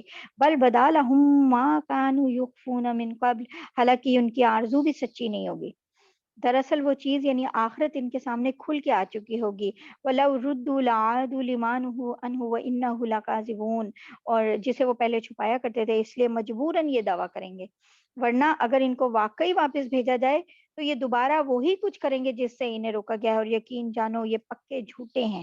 اللہ تعالیٰ بتا رہے ہیں کہ یہ آرزو بھی ان کی سچی نہیں ہوگی. اصل بات یہ ہے کہ کئی لوگ ہوتے ہیں جن کو جب مار پڑنے لگتی ہے تو وہ کہتے ہیں کہ اچھا ہم آئندہ نہیں کریں گے, آئندہ نہیں کریں گے, آئندہ نہیں کریں گے. ہم اپنی زندگی میں دیکھتے ہیں کہ کیا ہوتا ہے, کہ پھر کیا ہوتا ہے کہ اس کے پھر بھی وہ وہی کرتے ہیں. ٹھیک ہے, جب انہیں معاف کر دیا جاتا ہے, ان کو معافی مل جاتی ہے تو دوبارہ بھی کرتے ہیں. ہم خود ایسی باتوں کو جانتے ہیں. تو اللہ تعالیٰ بھی یہ بتا رہے ہیں کہ یہ لوگ جو ہیں اس وقت یہ تمنا کریں گے کاش ہمیں واپس بھیج دو, لیکن اصل بات یہ ہے کیونکہ جو کچھ ہے سب کچھ ان کے سامنے آ چکا ہوگا, پھر بھی یہ دعویٰ مجبوری کا ہوگا. واپس بھی بھیجیں گے نا تو یہ پھر بھی وہی کریں گے, اور یہ پکے جھوٹے ہیں. وَقَالُوا إِنْ هِيَ إِلَّا حَيَاتُنَا الدُّنْيَا وَمَا نَحْنُ بِمَبْعُوثِينَ, اور یہ تو یوں کہتے ہیں کہ جو کچھ ہے بس یہ دنیا کی زندگی ہے اور ہم مر کے دوبارہ زندہ نہیں کیے جائیں گے. یعنی ان کو تو صرف دنیا کی زندگی کا پتہ ہے. وَلَوْ تَرَىٰ إِذْ وُقِفُوا عَلَىٰ رَبِّهِمْ قَالَ أَلَيْسَ هَٰذَا بِالْحَقِّ قَالُوا بَلَىٰ وَرَبِّنَا قَالَ فَذُوقُوا الْعَذَابَ بِمَا كُنتُمْ تَكْفُرُونَ. اور اگر تم وہ وقت دیکھو جب یہ اپنے رب کے سامنے کھڑے کیے جائیں گے تو وہ کہے گا کیا یہ دوسری زندگی حق نہیں ہے. وہ کہیں گے بے شک ہمارے رب کی قسم اللہ کہیں گے تو پھر چکھو عذاب کا مزہ، کیونکہ تم کفر کیا کرتے تھے، کیونکہ اس وقت تو انکار ہی نہیں کر سکتے جب سامنے چیز ہے۔ ابھی تو انکار کر رہے ہیں نا کہ دوسری دنیا ہے ہی نہیں، صرف یہی دنیا ہے۔ تو جب اس دنیا میں پہنچیں گے، عذاب سامنے ہوگا، پھر اللہ تعالیٰ کہیں گے ہاں اسی کو جھٹلاتے تھے، اب بتاؤ، تو کہیں گے ہاں ظاہر ہے کہ یہ تو حق ہے، پھر اللہ تعالیٰ کہیں گے اب عذاب کا مزہ چکھو۔ قد خسر الذین کذبوا بلقاء اللہ حتی اذا جاءتهم الساعة بغتة فقالوا یا حسرتنا علی ما فرطنا فیہا وہم یحملون اوزارهم علی ظہورہم۔ حقیقت یہ ہے کہ بڑے خسارے میں ہیں وہ لوگ جنہوں نے اللہ سے جا ملنے کو جھٹلایا، یہاں تک کہ جب قیامت اچانک ان کے سامنے آ کھڑی ہوگی تو کہیں گے ہائے افسوس کہ ہم نے اس قیامت کے بارے میں بڑی کوتاہی کی، اور وہ اس وقت اپنی پیٹھوں پر اپنے گناہوں کا بوجھ لادے ہوئے ہوں گے۔ الا ساء ما یزرون، لہذا خبردار رہو، بہت برا بوجھ ہے جو یہ لوگ اٹھا رہے ہیں۔ وَمَا الْحَيَاةُ الدُّنْيَا إِلَّا لَعِبٌ وَلَهْوٌ، اور دنیا کی زندگی تو ایک کھیل تماشے کے سوا کچھ بھی نہیں۔ یہ بات کافروں کے اس بیان کے جواب میں کہی جا رہی ہے کہ جو کچھ ہے بس یہ دنیا کی زندگی ہے۔ اللہ تعالیٰ کیا کہہ رہے ہیں کہ آخرت کی زندگی کے مقابلے میں یہ جو چند روز کی دنیا کی زندگی ہے، یہ تو کھیل تماشے سے زیادہ کچھ وقت ہی نہیں رکھتی، یہ تو کچھ بھی نہیں ہے، یہاں کا آرام عیش و آرام تو کچھ بھی نہیں ہے۔ وَلَدَّارُ الْآخِرَةُ خَيْرٌ لِّلَّذِينَ يَتَّقُونَ، یقین جانو کہ جو لوگ تقوی اختیار کرتے ہیں ان کے لیے آخرت کا گھر کہیں بہتر ہے۔ قَدْ نَعْلَمُ إِنَّهُ لَيَحْزُنُكَ الَّذِي يَقُولُونَ فَإِنَّهُمْ لَا يُكَذِّبُونَكَ وَلَكِنَّ الظَّالِمِينَ بِآيَاتِ اللَّهِ يَجْحَدُونَ۔ اے رسول ہمیں خوب معلوم ہے کہ یہ لوگ جو باتیں کرتے ہیں ان سے تمہیں رنج ہوتا ہے، کیونکہ دراصل یہ تمہیں نہیں جھٹلاتے بلکہ یہ ظالم اللہ کی آیتوں کا انکار کرتے ہیں۔ اللہ تعالیٰ یہاں کہہ رہے ہیں کہ آپ صلی اللہ علیہ وسلم کو صرف اپنی ذات کے جھٹلانے سے اتنا زیادہ رنج نہیں ہوتا تھا جتنا اس وجہ سے ہوتا تھا کہ اللہ کی آیتوں کا انکار کر رہے ہیں، حالانکہ سمجھ بھی رہے ہیں۔ یعنی سب سے زیادہ افسوس آپ کو وہاں ہوتا ہے جب آپ کو پتا ہوتا ہے کہ اگلے بندے کو پتا ہے، وہ ڈھیٹ ہو کے ڈٹائی کی وجہ سے نہیں مان رہا، تو اور اس کو مان چکا ہے، دل میں اسے سب پتا ہے لیکن اوپر سے نہیں مان رہا، تو اس وقت تو آیت کہ اس لیے جو نبی صلی اللہ علیہ وسلم جو ہیں ان کا مزاج بھی ایسا تھا۔ ابو جہل جو تھا، جیسے ان کا اپنا چچا، اس نے اللہ کی قسم کھا کر یہ کہا کہ بلا شبہ محمد جو ہیں وہ سچے ہیں۔ اس کے علاوہ باقی لوگ بھی جو تھے، وہ یہ صفوان بن امیہ اور یہ سب لوگ، یہ سب بھی ان کو پکا پتا تھا، یہ سارے سرداروں کو، کہ بلا شبہ جو ہے محمد صلی اللہ علیہ وسلم جو ہیں وہ سچے ہیں۔ لیکن اب حضرت یہ جو ابو جہل تھا، اس کو سب سے بڑا پرابلم کیا تھا کہ قبیلہ قریش کی ایک شاخ، یہ جو بنو قصی ہے، اس میں ساری خوبیاں، سارے کمال اس میں اکٹھے ہو جائیں اور باقی قریش جو ہے وہ خالی ہاتھ رہ جائیں، صرف بنو قصی میں مل جائے سب کچھ، اس کو کیسے ہم برداشت کریں؟ یعنی جھنڈا کس کے پاس ہے؟ بنو قصی کے پاس۔ حرم میں حجاج جو ہیں، جتنے حاجی ہیں، ان کو پانی کس کا پلانے کا کس کے پاس یہ ذمہ داری ہے؟ اور یہ ذمہ داری جو ہے بڑی سعادت کی بات تھی، بنو قصی کے پاس۔ بیت اللہ کی کنجی کس کے پاس ہے؟ بنو قصی کے پاس۔ دربانی کس کے پاس ہے؟ اس کی حفاظت بنو قصی کے پاس۔ تو یہ سب ان کے ہاتھ میں، اب نبوت بھی انہیں مل جائے، ہم کیسے مانیں؟ وہ اصل میں ابو جہل جو ہے، کیونکہ وہ ایک اپنے وقت کا بڑا وائز پرسن تھا، اور اس کو، اور جو ہسٹری ہے وہ بتاتی ہے کہ اس کو یہ بات سمجھ آ چکی تھی کہ نبی پاک صلی اللہ علیہ وسلم حق ہیں، یہ قرآن حق ہے، لیکن وہ کہتا تھا کہ ماننا نہیں ہے۔ وہ ان ڈھیٹ لوگوں میں سے تھا کہ جو عقل مند بھی تھا اور اس سے لوگ مشورے بھی لیتے تھے، اور بڑا انفلوئنشل سردار تھا، لیکن پھر بھی وہ صرف اپنی ایک وہ جو قبیلوں کی آپس کی ذاتی دشمنی ہے اس کی وجہ سے بھی وہ کہتا تھا کہ لو سارا کچھ اس میں چلا جائے، نبوت بھی بنو کو صحیح میں چلا جائے۔ نہیں، یہ نہیں سوچ رہا کہ تم بھی قریش میں سے ہو، وہ بھی قریش میں سے ہیں۔ اگر ان کی وجہ سے قریش کو بھی تو عزت مل رہی ہے تو تمہیں بھی قریش کی وجہ سے عزت ملے گی۔ وہ اور یہ ایسے ڈھیٹ ہیں کہ فرض کریں بنو قصی کے بجائے ان کے قبیلے میں بھی اگر یہ ہو جاتا تو یہ کیا کرتے؟ وہ قریش کی ایک شاخ تھی بنو قصی، اگر یہ ان کے میں آ جاتی تو پھر بھی وہ یہ کہتا اچھا میرے خاندان میں کیوں نہیں ہے، اچھا اگر اس کے خاندان میں بھی آتا تو وہ کہتا اچھا میری اولاد میں کیوں نہیں ہے۔ مطلب ایسے لوگ جو ڈھیٹ ہیں انہوں نے صرف بہانے ہی بنانے، انہیں پتا ہے لیکن وہ جان بوجھ کے جنہوں نے ایسے کرنا انہوں نے صرف بہانے ہی بنانے، تو یہ ظالم جو اللہ کی آیتوں کا انکار کرتے ہیں۔ وَلَقَدْ كُذِّبَتْ رُسُلٌ مِّن قَبْلِكَ فَصَبَرُوا عَلَىٰ مَا كُذِّبُوا وَأُوذُوا حَتَّىٰ آتَاهُمْ نَصْرُنَا، اور حقیقت یہ ہے کہ تم سے پہلے بہت سے لوگوں کو جھٹلایا گیا، بہت سے رسولوں کو جھٹلایا گیا، پھر جس طرح انہیں جھٹلایا گیا اور تکلیفیں دی گئیں اس سب پہ انہوں نے صبر کیا یہاں تک کہ ہماری مدد ان کو پہنچ گئی۔ وَلَا مُبَدِّلَ لِكَلِمَاتِ اللَّهِ، اور کوئی نہیں ہے جو اللہ کی باتوں کو بدل سکے۔ وَلَقَدْ جَاءَكَ مِن نَّبَإِ الْمُرْسَلِينَ، اور پچھلے رسولوں کے کچھ واقعات آپ تک پہنچ ہی چکے ہیں۔ وَإِن كَانَ كَبُرَ عَلَيْكَ إِعْرَاضُهُمْ فَإِنِ اسْتَطَعْتَ أَن تَبْتَغِيَ نَفَقًا فِي الْأَرْضِ أَوْ سُلَّمًا فِي السَّمَاءِ فَتَأْتِيَهُم بِآيَةٍ وَلَوْ شَاءَ اللَّهُ لَجَمَعَهُمْ عَلَى الْهُدَىٰ فَلَا تَكُونَنَّ مِنَ الْجَاهِلِينَ، اور اگر ان لوگوں کا منہ موڑے رہنا آپ کو یعنی نبی پاک صلی اللہ علیہ وسلم کو بہت بھاری معلوم ہو رہا ہے، تو اگر تم زمین کے اندر جانے کے لیے کوئی سرنگ یا آسمان میں چڑھنے کے لیے کوئی سیڑھی بھی ڈھونڈ کر ان کے پاس یعنی ان کا منہ مانگے معجزے لا سکتے ہو تو لے آؤ، اور اللہ اگر چاہتے تو ان سب کو ہدایت پہ جمع کر دیتے، لہٰذا تم نادانوں میں ہرگز شامل نہ ہونا۔ ایکچولی وہی نبی صلی اللہ علیہ وسلم سے عجیب و غریب معجزے مانگتے تھے نا، ہر کوئی آتا تھا نئی فرمائش لے کے آتا تھا کہ کوئی سرنگ زمین میں نکال کے دکھا دیں۔ اب اس وقت تو اس طرح کی چیزیں نہیں تھیں، آج کل تو سرنگ بنانا کوئی مسئلہ ہی نہیں ہے، تو اس وقت بھی کہ نہیں کوئی سرنگ زمین میں نکال کے دکھائیں، کوئی فرشتے آسمان پہ چڑھنے کے لیے ایک سیڑھی بنائیں اور ہم اوپر جائیں اور اوپر جا کے ہم فرشتوں سے بات کریں اور پھر وہ ہم یہ بات مانیں گے، اور اس طرح کی چیزیں جس کا جو دل چاہتا تھا وہ اس طرح کا مذاق اڑانے کے لیے ان سے عجیب عجیب اپنی مرضی کے معجزے مانگتا تھا۔ تو وہ نبی صلی اللہ علیہ وسلم کا دل کیونکہ ان کی طرف وہ ان کا یہ تھا کہ کسی طرح یہ سب لوگ ہدایت پہ آ جائیں، تو پھر وہ ان کا کبھی کبھی یہ دل ہوتا تھا کہ اچھا میں انہیں یہ اگر یہ کہہ رہے ہیں تو میں یہ ان کو دکھا دوں، اگر یہ اس طرح اللہ تعالیٰ جو ہے کر دیں تو پھر تو یہ مان جائیں گے۔ تو اللہ تعالیٰ انہیں کہہ رہے ہیں کہ نہیں، کہ یہ ساری چیزیں اگر آپ کر بھی لیں گے تو یہ نہیں مانیں گے، اور اگر اللہ تعالیٰ کہہ رہے ہیں کہ وہ چاہتے تو سب کو ہدایت پہ جمع کر دیتے، تو تم نادانوں میں شامل نہ ہونا۔ اصل میں ہدایت اس کو ملتی ہے جو مانگتا ہے، اور وہ جو مانگتا ہے اور وہ کب مانگتا ہے جب اسے اس بات کی بھی توفیق ہوتی ہے کہ وہ ہدایت کو مانگے، اور کب اسے یہ مانگنے کی توفیق ہوتی ہے جب وہ اپنی عقل سے یہ فیصلہ کرے کہ اس نے اللہ کو اللہ کی آیات کو ماننا ہے۔ اس لیے تو اور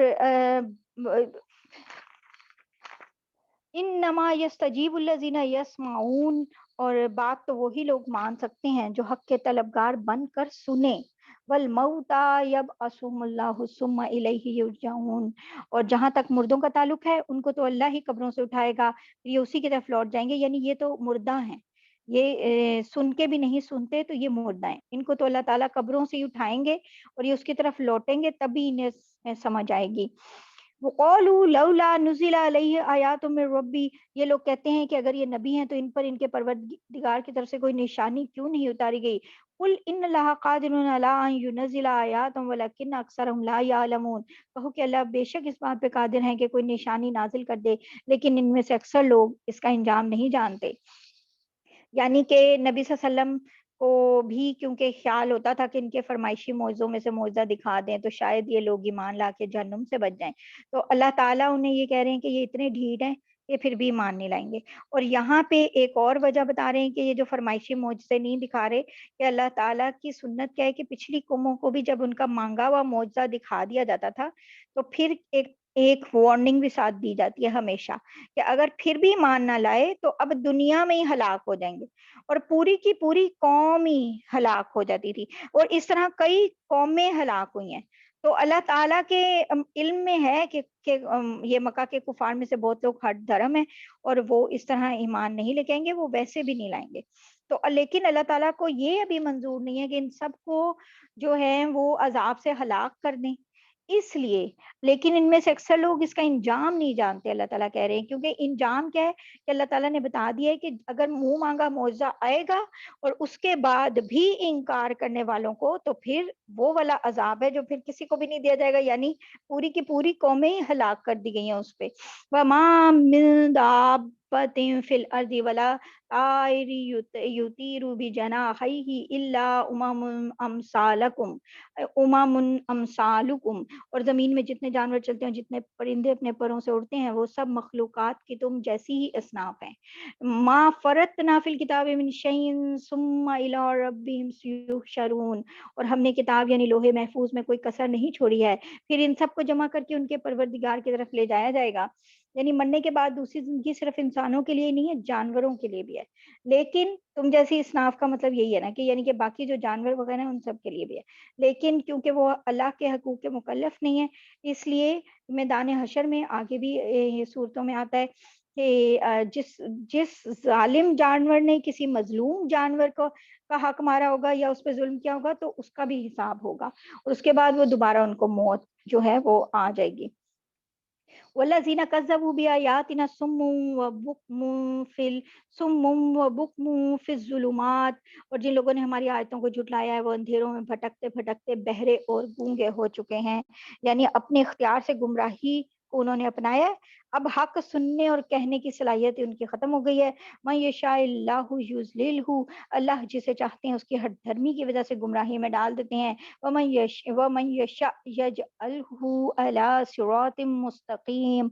और जिसे चाहते हैं सीधी रास्ते पे लगा देते हैं। कुल अराइतकुम इन इन अताकुम अज़ाबुल्लाहि औ अततकुमुस्साअतु गैरल्लाहि तदऊन इन कुंतुम सादिकीन। और इन काफिरों से कहो अगर तुम सच्चे हो, ज़रा ये तो बताओ कि अगर तुम पे अल्लाह का अज़ाब आ जाए या तुम पर क़यामत टूट पड़े, तो क्या अल्लाह के सिवा किसी और को पुकारोगे? बल इय्याहु तदऊना। बल्कि उसी को तो पुकारोगे। फयक्शिफु मा तदऊना इलैहि इन शाअ व तंसौना मा तुशरिकून। और अगर वो चाहेगा तो उसे दूर कर देगा, और जिन देवताओं को तुम अल्लाह के साथ शरीक ठहराते हो, उस वक़्त उनको भूल जाओगे। असल बात ये अरब के मुशरिक भी ये मानते थे कि इस कायनात को अल्लाह ने पैदा किया है, लेकिन उनका अकीदा क्या था कि इस खुदाई में बहुत से दूसरे देवता भी उसके शरीक हैं, और वो डिफरेंट काम अल्लाह ताला ने उनको बांटे हुए हैं, और बहुत से इख्तियारात उनको हासिल हैं। तो इस तरह वो उन देवताओं को खुश रखने की नीयत से उनकी पूजा करते रहते थे। मगर जब भी कोई ऐसी आफत आती थी, मसलन जैसे समुद्र में सफ़र करते हुए अगर बहुत बड़ी-बड़ी मौजों में घिर जाते थे, तो वहाँ पे वो अपने देवताओं की बजाय अल्लाह को पुकारते थे। ये कोई जब भी बड़ी मुसीबत आती थी, तो इसलिए उनके इस आदत के हवाले से अल्लाह ताला सवाल कर रहे हैं कि जब दुनिया की इन बड़ी मुसीबतों में तुम अल्लाह को पुकारते हो, तो कोई बड़ा अज़ाब आए या क़यामत आ जाएगी, तो फिर भी तो अल्लाह को ही पुकारोगे ना। तो उस वक़्त तो तुम जिनको अल्लाह के साथ शरीक ठहराते हो, सबको भूल जाओगे। वलक़द अरसलना इला उममिम मिन क़ब्लिका फ़अख़ज़नाहुम बिलबअसाइ वद्दर्राइ लअल्लहुम यतदर्रऊन। और ए पैगंबर, तुमसे पहले हमने बहुत सी कौमों के पास पैगंबर भेजे, फिर हमने उनकी नाफरमानी की बिना पे उन्हें सख्तियों और तकलीफों में गिरफ्तार किया, ताकि वो इज्ज़ व नियाज़ का शेवा अपनाएं। फलौला इज़ जाअहुम बअसुना तदर्रऊ वलकिन कसत कुलूबुहुम व ज़य्यन लहुमुश शैतानु मा कानू यअमलून। फिर ऐसा क्यों ना हुआ कि जब उनके पास हमारी तरफ से सख्ती आई थी, उस वक़्त वो आज़ी का रवैया इख्तियार करते, बल्कि उनके दिल तो और सख्त हो गए, और जो कुछ वो कर रहे थे, शैतान ने उन्हें ये सुझाया कि वो ही बड़े शानदार काम है। और अभी भी ऐसा ही है कि जब किसी के ऊपर कभी ऐसा होता है कि जब किसी के ऊपर कोई परेशानी आती है, तो कभी दिल और ही सख्त हो जाते हैं, और फिर जो कुछ वो कर रहे होते हैं, बल्कि वो सोचते हैं अच्छा अब रिश्वत हमने इस महीने लगता है हमें कम मिली है, अगली दफ़ा ज़्यादा मिलेगी तो हमारे ज़्यादा काम बन जाएँगे।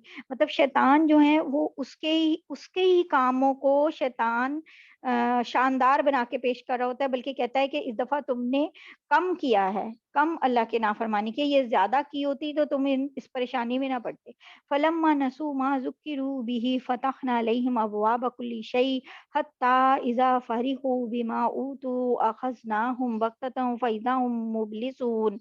फिर उन्हें जो नसीहत की गई थी, जब वो उसे भुला बैठे, तो हमने उन पर हर नेमत के दरवाज़े खोल दिए, यहाँ तक कि जो नेमतें उन्हें दी गई थीं, जब वो उन पर इतराने लगे, तो हमने अचानक उनको आ पकड़ा, जिसका नतीजा ये हुआ कि वो बिल्कुल मायूस होकर रह गए। यानी पिछली उम्मतों के बारे में अल्लाह ताला बता रहे हैं कि उन्हें वार्निंग देने के लिए 2 तरह के इम्तिहानों में डाला। कभी सख्तियों में डाला, तो वो लोग जिनके दिल सख्ती की हालत में नरम पड़ते थे, इसलिए कि भई वो यानी सख्ती سختی کیوں آتی ہے، آزمائش کیوں آتی ہے، کہ کچھ لوگ آزمائش کے وقت اللہ کی طرف متوجہ ہو جاتے ہیں، تو شاید یہ اللہ تعالیٰ کی طرف متوجہ ہو جائیں، اور جن کے دل نرم پڑتے ہیں وہ تو ہو جائیں گے، اور پھر کچھ کو، اور پھر اس کے بعد انہیں خوشحالی بھی عطا کی، تاکہ جو لوگ خوشحالی میں جنہیں اللہ تعالیٰ یاد آتے ہیں اور حق قبول کرنے کی صلاحیت بڑھ جاتی ہے تو وہ وہاں سے سبق لے لیں۔ تو اللہ تعالیٰ نے یہ دونوں طرح کے امتحانوں میں انہیں ڈالا۔ حتیٰ اذا فارغوا بما اوتوا اخذناهم بغتة فاذا هم مبلسون، یہاں تک کہ جو نعمتیں انہیں دی گئی تھیں جب وہ ان پہ اترانے لگے تو ہم نے اچانک ان کو آ پکڑا، جس کا نتیجہ یہ ہوا کہ وہ بالکل مایوس ہو کے رہ گئے۔ فقطع دابر القوم الذین ظلموا، اس طرح جن لوگوں نے ظلم کیا تھا ان کی جڑ کاٹ کر رکھ دی گئی۔ والحمد للہ رب العالمین، اور تمام تعریفیں اللہ کے لیے ہیں جو تمام جہانوں کا پروردگار ہے۔ یعنی جنہوں نے ظلم کیا تھا، جڑ کاٹنے کا مطلب وہ پوری کی پوری قوم ہی ختم کر دی۔ قل ارأيتم ان اخذ الله سمعكم وابصاركم وختم على قلوبكم من اله غير الله يأتيكم به انظر كيف نصرف الآيات ثم هم يصدفون۔ اے پیغمبر ان سے کہیے ذرا مجھے بتاؤ، اگر اللہ تمہاری سننے کی طاقت اور تمہاری آنکھیں تم سے چھین لے اور تمہارے دلوں پہ مہر لگا دے تو اللہ کے سوا کون سا معبود ہے یہ جو یہ چیزیں تمہیں لا کر دے دے۔ دیکھو ہم کیسے کیسے مختلف طریقوں سے دلائل بیان کرتے ہیں، پھر بھی یہ لوگ منہ پھیر لیتے ہیں۔ یعنی کہ آنکھیں بھی تم سے چھن جائیں اور سننے کی طاقت بھی، دلوں پہ بھی مہر لگ گئی ہے، تو پھر کیسے، کون لا کے تمہیں دے گا یہ چیزیں؟ پھر کس سے مانگو گے؟ کون سے دیوی دیوتا تمہارے ایسے ہیں جن سے تم آنکھوں کی روشنی مانگتے ہو یا کانوں کا سننا مانگتے ہو؟ کسی سے بھی نہیں ہے، ایسا تو کوئی بھی نہیں ہے نا۔ قل ارأیتکم ان آتاکم عذاب اللہ بغتۃ او جہرۃ هل یہلک الا قوم الظالمون، کہو ذرا یہ بتاؤ کہ اگر اللہ کا عذاب تمہارے پاس اچانک آئے یا اعلان کر کے، دونوں صورتوں میں کیا ظالموں کے سوا کسی اور کو ہلاک کیا جائے گا؟ یعنی کفار مکہ کیونکہ نبی صلی اللہ علیہ وسلم سے کہتے تھے کہ اچھا اللہ کے جس عذاب سے آپ ہمیں ڈراتے ہیں تو وہ عذاب ابھی کیوں نہیں آ جاتا؟ جو یعنی کہ نبی صلی اللہ علیہ وسلم جب انہیں کہتے تھے کہ اس طرح عذاب میں مبتلا ہو جاؤ گے تو وہ کیا کہتے تھے، اچھا عذاب آنا ہے تو آ جائے، ابھی آ جائے۔ ان کا مطلب تھا عذاب آئے گا تو سارے مومن، اور یہ ایک کچھ لوگ تو یہ سمجھتے تھے نا کہ سارے مومن اور کافر سب کے سبھی ہلاک ہو جائیں گے، اور کچھ لوگ تو اور کچھ لوگوں کو یہ صرف مذاق اڑانے کے لیے کہتے تھے۔ تو اللہ تعالیٰ کہہ رہے ہیں کہ دونوں صورتوں میں کہ ابھی آ جائے یا تمہیں بتا کے آئے، تب بھی صرف ظالم ہلاک ہوں گے، یعنی مسلمان نہیں۔ وَمَا نُرْسِلُ الْمُرْسَلِينَ إِلَّا مُبَشِّرِينَ وَمُنذِرِينَ، اور ہم پیغمبروں کو اسی لیے بھیجتے ہیں کہ وہ نیکیوں پہ خوشخبری سنائیں اور نافرمانی پہ اللہ کے عذاب سے ڈرائیں۔ فَمَنْ آمَنَ وَأَصْلَحَ فَلَا خَوْفٌ عَلَيْهِمْ وَلَا هُمْ يَحْزَنُونَ، اور چنانچہ جو لوگ ایمان لے آئے اور اپنی اصلاح کر لی ان کو نہ کوئی خوف ہوگا اور نہ وہ غمگین ہوں گے۔ وَالَّذِينَ كَذَّبُوا بِآيَاتِنَا يَمُسُّهُمُ الْعَذَابُ بِمَا كَانُوا يَفْسُقُونَ، اور جن لوگوں نے ہماری آیتوں کو جھٹلایا ان کو عذاب پہنچ کر رہے گا کیونکہ وہ نافرمانی کے عادی تھے، قل یعنی فاسق تھے۔ قل لا اقول لکم عندی خزائن اللہ ولا اعلم الغیب ولا اقول لکم انی ملک، اور اے پیغمبر ان سے کہو میں تم سے یہ نہیں کہتا کہ میرے پاس اللہ کے خزانے ہیں، اور نہ میں غیب کا پورا علم رکھتا ہوں، اور نہ میں تم سے یہ کہتا ہوں کہ میں فرشتہ ہوں۔ ان اتبع الا ما یوحى الی، میں تو صرف اس وحی کی اتباع کرتا ہوں جو مجھ پر نازل کی جاتی ہے۔ قل هل يستوي الأعمى والبصير، کیا کہو کیا ایک اندھا اور بینائی رکھنے والا برابر ہو سکتے ہیں؟ افلا تتفکرون، پھر بھی کیا تم غور نہیں کرتے؟ اتنی امپورٹنٹ آیت ہے، آیت نمبر 50 ہے سورہ نام کی، یہ اتنی امپورٹنٹ آیت ہے کہ جن لوگوں نے اپنے کاروبار چمکانے کے لیے عجیب و غریب باتیں گھڑ رکھی ہیں کہ بھئی ہمیں تو غیب کا بھی علم ہے، اور نبی پاک صلی اللہ علیہ وسلم کو بھی استغفر اللہ نعوذ باللہ ایسی ایسی باتوں میں شریک کر رکھا ہوا انہوں نے، کس وجہ سے؟ صرف اس لیے تاکہ اپنے جو پیر و مرشد اور چیزیں جو انہوں نے بنائی ہوئی ہیں، جو بابے بنائے ہوئے ہیں، ان کو بھی ڈھیر ساری جو ہیں وہ روحانی طاقتیں جو ہیں وہ دکھائی جا سکیں اس کے لیے۔ اور یہاں نبی صلی اللہ علیہ وسلم کیا کہہ رہے ہیں کہ ان سے کہہ دو میں تم سے نہیں کہتا کہ میرے پاس تو اللہ کے خزانے، اللہ یعنی نبی صلی اللہ علیہ وسلم کہہ رہے ہیں۔ اب وہ ان سے کیونکہ ایسے مطالبات کرتے تھے، فلاں فلاں موزے دکھاؤ، یہ پہاڑ سونے کا کر دو، اگر پیغمبر ہو تو یہ جو ایک ایسا درخت نکلے جس کی ہر جو ٹہنی ہے وہ سونے کی ہو، اور اس کے اندر سے یاقوت اور مرجان کے اس کے اندر پھول نکلیں، اور اس طرح کی چیزیں وہ کہتے تھے کہ ایسے کہ ہمیں معجزے دکھاؤ۔ تو اللہ تعالیٰ کہہ رہے ہیں کہ پیغمبر ہونے کا مطلب یہ نہیں کہ خدائی کے اختیارات حاصل ہو گئے، بلکہ کیا اللہ تعالیٰ وہ خود فرما رہے ہیں، اللہ تعالیٰ کہہ رہے ہیں کہ اے پیغمبر ان سے کہہ دو، نہ ہی میرے پاس اللہ کے خزانے ہیں، نہ ہی میں غیب کا پورا علم رکھتا ہوں، نہ ہی میں تم سے یہ کہتا ہوں کہ میں تو فرشتہ ہوں، میں تو صرف اس وحی کی اتباع کرتا ہوں جو مجھ پہ نازل کی جاتی ہے، صرف وہ علم جو مجھے دیا جا رہا ہے بس اتنا مجھے پتا ہے۔ اور نہ ہی جب یہ ایک سمپل بات ہے کہ جب سارے خزانے نبی کے ہاتھ میں نہیں ہیں تو کوئی ولی یا کوئی بزرگ کوئی ایسے کیسے دعویٰ کر سکتا ہے کہ وہ جو مرضی کر سکتے ہیں، جب نبی پاک صلی اللہ علیہ وسلم یہ دعویٰ نہیں کر رہے، جب اللہ تعالیٰ کہہ رہے ہیں کہ انہیں کہہ دیں کہ آپ تو یہ دعوے نہیں کر سکتے، اللہ کے خزانوں کے دعوے نہیں کر سکتے، غیب کے علم کا دعویٰ نہیں کر سکتے نبی پاک صلی اللہ علیہ وسلم، اور ان کو اتنا ہی علم تھا جو اللہ نے انہیں دیا، اور وہ یہی کہہ رہے ہیں کہ جو وہی مجھ پہ نازل کی جاتی ہے مجھے تو وہی علم ہے۔ قل هل يستوي الاعمى والبصیر، تو کیا بینائی رکھنے والا اور اندھا، یعنی اندھا وہ جو اندھے اعتقاد میں چلا جا رہا ہے، اور بینائی رکھنے والا جو سوچ رہا ہے اور دیکھ رہا ہے، قرآن کو بھی پڑھ رہا ہے، افلا تتفکرون، پھر بھی تم غور نہیں کرتے، وہ برابر کیسے ہو سکتے ہیں؟ کیسے ہو سکتے ہیں برابر یہ دونوں، ہدایت والے اور بے ہدایت؟ وَأَنذِرْ بِهِ الَّذِينَ يَخَافُونَ أَن يُحْشَرُوا إِلَىٰ رَبِّهِمْ لَيْسَ لَهُم مِّن دُونِهِ وَلِيٌّ وَلَا شَفِيعٌ لَعَلَّهُمْ يَتَّقُونَ۔ اے پیغمبر تم اس وحی کے ذریعے ان لوگوں کو خبردار کرو جو اس بات کا خوف رکھتے ہیں کہ ان کو ان کے پروردگار کے پاس ایسی حالت میں جمع کر کے لایا جائے گا کہ اس کے سوا نہ ان کا کوئی یار و مددگار ہوگا، نہ کوئی سفارشی۔ اللہ تعالیٰ کہہ رہے ہیں تاکہ وہ لوگ جو ہیں وہ تقوی اختیار کر لیں کہ کوئی بھی یار و مددگار اور سفارشی نہیں ہوگا۔ وَلَا تَطْرُدِ الَّذِينَ يَدْعُونَ رَبَّهُم بِالْغَدَاةِ وَالْعَشِيِّ يُرِيدُونَ وَجْهَهُ، اور ان لوگوں کو اپنی مجلس سے نہ نکالنا جو صبح و شام اپنے پروردگار کو اس کی خوشنودی حاصل کرنے کے لیے پکارتے رہتے ہیں۔ ما علیک من حسابہم من شیء وما من حسابک علیہم من شیء فتطردہم فتکون من الظالمین، ان کے حساب میں جو اعمال ہیں ان میں سے کسی کی ذمہ داری تم پر نہیں، اور تمہارے حساب میں جو اعمال ہیں ان میں سے کسی کی ذمہ داری ان پر نہیں، جس کی وجہ سے تم انہیں نکال باہر کرو اور ظالموں میں شامل ہو جاؤ۔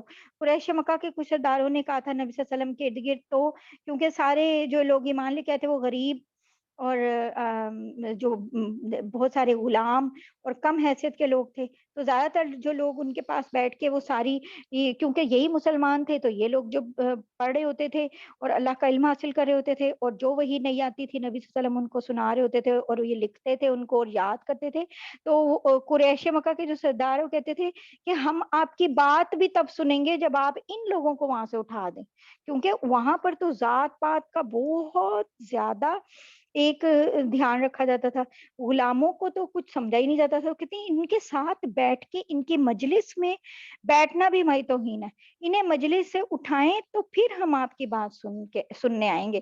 تو اللہ تعالیٰ نے کہہ دیا کہ نہ نہ نہ نہ، ان کو نہیں اٹھانا، اور جو یہ سردار لوگ ہیں یہ ان کے جو اعمال ہیں وہ ان کے ساتھ، ان کی ذمہ داری آپ پہ نہیں ہے، کہ نبی صلی اللہ علیہ وسلم کا تو دل میں یہ تھا کہ شاید اچھا چلو میں کسی دن ان کو کہتا ہوں کہ آپ نہ آئیں اور وہ لوگ آ جائیں، تو اللہ تعالیٰ نے کہا نہیں نہیں نہیں نہیں، ان لوگوں کو نہیں ہٹانا یہ، اور اگر ایسا کیا تو ظالموں میں شامل ہو جاؤ گے، اللہ تعالیٰ نے ایسے کہا، اور ان لوگوں کی ذمہ داری آپ کے اوپر نہیں ہے، اگر وہ ایمان لاتے ہیں ٹھیک ہے، نہیں لاتے نہ لائیں۔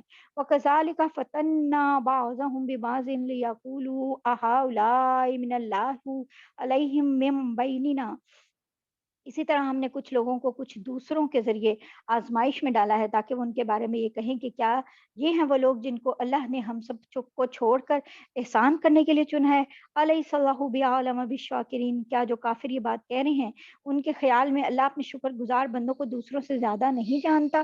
یعنی غریب مسلمان اس حیثیت سے ان امیر کافروں کے لیے ایک टेस्ट बन गए थे, एक आजमाइश बन गए थे कि असल अहमियत हक बात को दे रहे हैं या कि हक बात का इनकार सिर्फ इस वजह से कर रहे हैं कि इसके मानने वाले गरीब हैं। ठीक है ना, इज्जत और जिल्लत का इस्लामी मेयार क्या है कि अमीरी गरीबी नहीं, बल्कि अल्लाह के हुक्म को मानना। और हजरत जो इवन दूसरे अंबिया थे, हजरत नूह अलैहिस्सलाम वगैरह, उनसे भी यही मुतालबा किया गया था, क्योंकि उनके ऊपर भी हक बात सबसे पहले ये जो गरीब लोग हैं इन्होंने उनकी कबूल की थी। तो उनको भी ये कहते थे कि अच्छा ये क्या गरीब लोग अपने इर्द गिर्द इकट्ठे किए हुए हैं, इन्हें हटाओ तो चलो हम तुम्हारी बात तो सुनेंगे तभी, वरना नहीं सुनेंगे। तो अल्लाह ताला यही कह रहे हैं कि क्या ये हैं वो लोग जिनको अल्लाह ने हम सबको छोड़ के एहसान करने के लिए चुना है। वो लोग ये बातें करते थे कि क्या इन लोगों को चुना है, यानी ये काफरों का फिक्रा है जो वो गरीब मुसलमानों के बारे में टोंट करते थे कि सारी दुनिया में यही कम हैसियत लोग अल्लाह ताला को मिले थे कि जिन पे वो एहसान करके उन्हें जन्नत में पहुंचा दें। तो जो अल्लाह ताला कह रहे हैं कि अल्लाह अपने शुक्रगुजार बंदों को दूसरों से ज्यादा जानते हैं। व इज़ा जाअल्लज़ीना युमिनूना बिआयातिना फ़कुल सलामुन अलैकुम व कतब रब्बुकुम अला नफ्सिर रहमा अन्नहु मन आमिला मिनकुम सूअन बिजहालतिन सुम्मा ताबा मिन बादिही व अस्लहा फ़अन्नहु गफूरुर रहीम। और जब तुम्हारे पास वो लोग आए जो हमारी आयतों पे ईमान रखते हैं तो उनसे कहो सलामती हो तुम पर, तुम्हारे परवरदिगार ने अपने ऊपर रहमत का ये मामला करना लाजिम कर लिया है कि अगर तुम में से कोई नादानी से कोई बुरा काम कर बैठे फिर उसके बाद तौबा कर ले और अपनी इस्लाह कर ले तो अल्लाह बहुत बख्शने वाले बड़े मेहरबान हैं। 54 आयत तक हमने पढ़ी है। 10 मिनट की ब्रेक करते हैं ताकि असर की नमाज पढ़ लें, फिर इंशाल्लाह सब वापस आते हैं तो दोबारा से हम एतकाफ की नियत करके और फिर से यहाँ 55 आयत से शुरू करते हैं। अस्सलाम वालेकुम रहमतुल्लाहि व बरकातहू।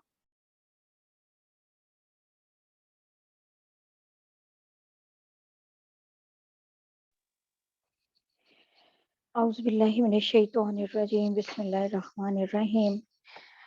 एतकाफ की नियत सब लोग कर लें जो कुरान पाक लेकर बैठे हैं। नवैतुल एतकाफ लिल्लाहि अज़्ज़ा व जल्ला मा दुमतु फी बयानिल कुरान। और आयत नंबर हमारी हमने 54 पढ़ी थी और उसका तर्जुमा ये था कि इससे पहले अल्लाह ताला काफिरों के बारे में बता रहे हैं कि ये जो काफिर लोग हैं उनके लिए कह रहे हैं कि जो काफिर लोग हैं इनको तो ये सरदार भी, क्योंकि ये ढीठ हैं और ये कह रहे हैं कि अच्छा इन गरीबों को हटाओ फिर बात सुनेंगे, तो हमें इनकी ज़रूरत नहीं है इन्हें बात सुनाने की और ना इनके अमाल की ज़िम्मेदारी आप पे है। और दूसरी बात वो ये कह रहे हैं कि क्योंकि नबी सल्लल्लाहु अलैहि वसल्लम के दिल में था कि अगर ये सरदार कोई बात मान जाएँगे तो ज़ाहिर है कि बहुत से लोग जो इनको सरदारों को मानते हैं जो इनके नीचे ज़ाहिर इनके कबीलों के हैं, तो वो भी बहुत सारे ईमान ले आएँगे। तो अल्लाह ताला कह रहे हैं कि उनकी ज़िम्मेदारी उनके अमाल की आपके ऊपर नहीं है। और फिर अल्लाह ताला ने अगली आयत में इतनी प्यारी बात की है कि वो लोग तुम्हारे पास आएँ, जो हमारी आयतों पे ईमान रखते हैं, यानी कि मुसलमान, तो उनसे कहो कि तुम पे सलामती हो। अल्लाह ताला उन्हें पे सलाम भी भेज रहे हैं और ये भी कि और उन्हें खुशखबरी दे रहे हैं कि तुम्हारे परवरदिगार ने अपने ऊपर रहमत का मामला लाज़िम कर लिया कि तुम में से कोई नादानी से बुरा काम कर बैठे, यानी तुमसे कोई गुनाह भी हो जाए, फिर उसके बाद वो तौबा कर ले, अपनी इस्लाह कर ले, तो अल्लाह ताला उन्हें बख्शने वाले हैं, बड़े मेहरबान हैं। अल्लाह ताला बल्कि नबी सल्लल्लाहु अलैहि वसल्लम को ये कह रहे हैं कि बल्कि ये जो जिनको ये गरीब और गुलाम और ये सब कह रहे हैं, तो उसके बारे में इन उन लोगों को बल्कि खुशखबरियाँ दो। उन्हें ये खुशखबरी बता दो कि उनसे गलती भी हो जाएगी और वो तौबा कर लेंगे, अपनी इस्लाह कर लेंगे तो अल्लाह ताला ने तो उन्हें माफ़ कर देना है। व कज़ालिका नुफ़स्सिलुल आयाति व लितस्तबीना सबीलुल मुजरिमीन। और हम इसी तरह निशानियाँ तफ़सील के साथ बयान करते हैं ताकि सीधा रास्ता भी वाज़ेह हो जाए और ताकि मुजरिमों का रास्ता भी खुल के सामने आ जाए। कुल इन्नी नुहीतु अन अअबुदल्लज़ीना यतदऊन मिन दूनिल्लाह। ए पैगम्बर इनसे कहो तुम अल्लाह के सिवा जिन झूठे खुदाओं को पुकारते हो मुझे उनकी इबादत करने से मना किया गया है।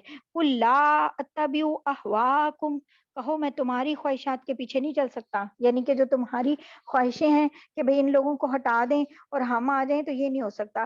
कद जललतु इज़म व मा अना मिनल मुहतदीन। और अगर मैं ऐसा करूंगा तो गुमराह हो जाऊंगा और मेरा शुमार तो हदायत याफ्ता लोगों में नहीं होगा।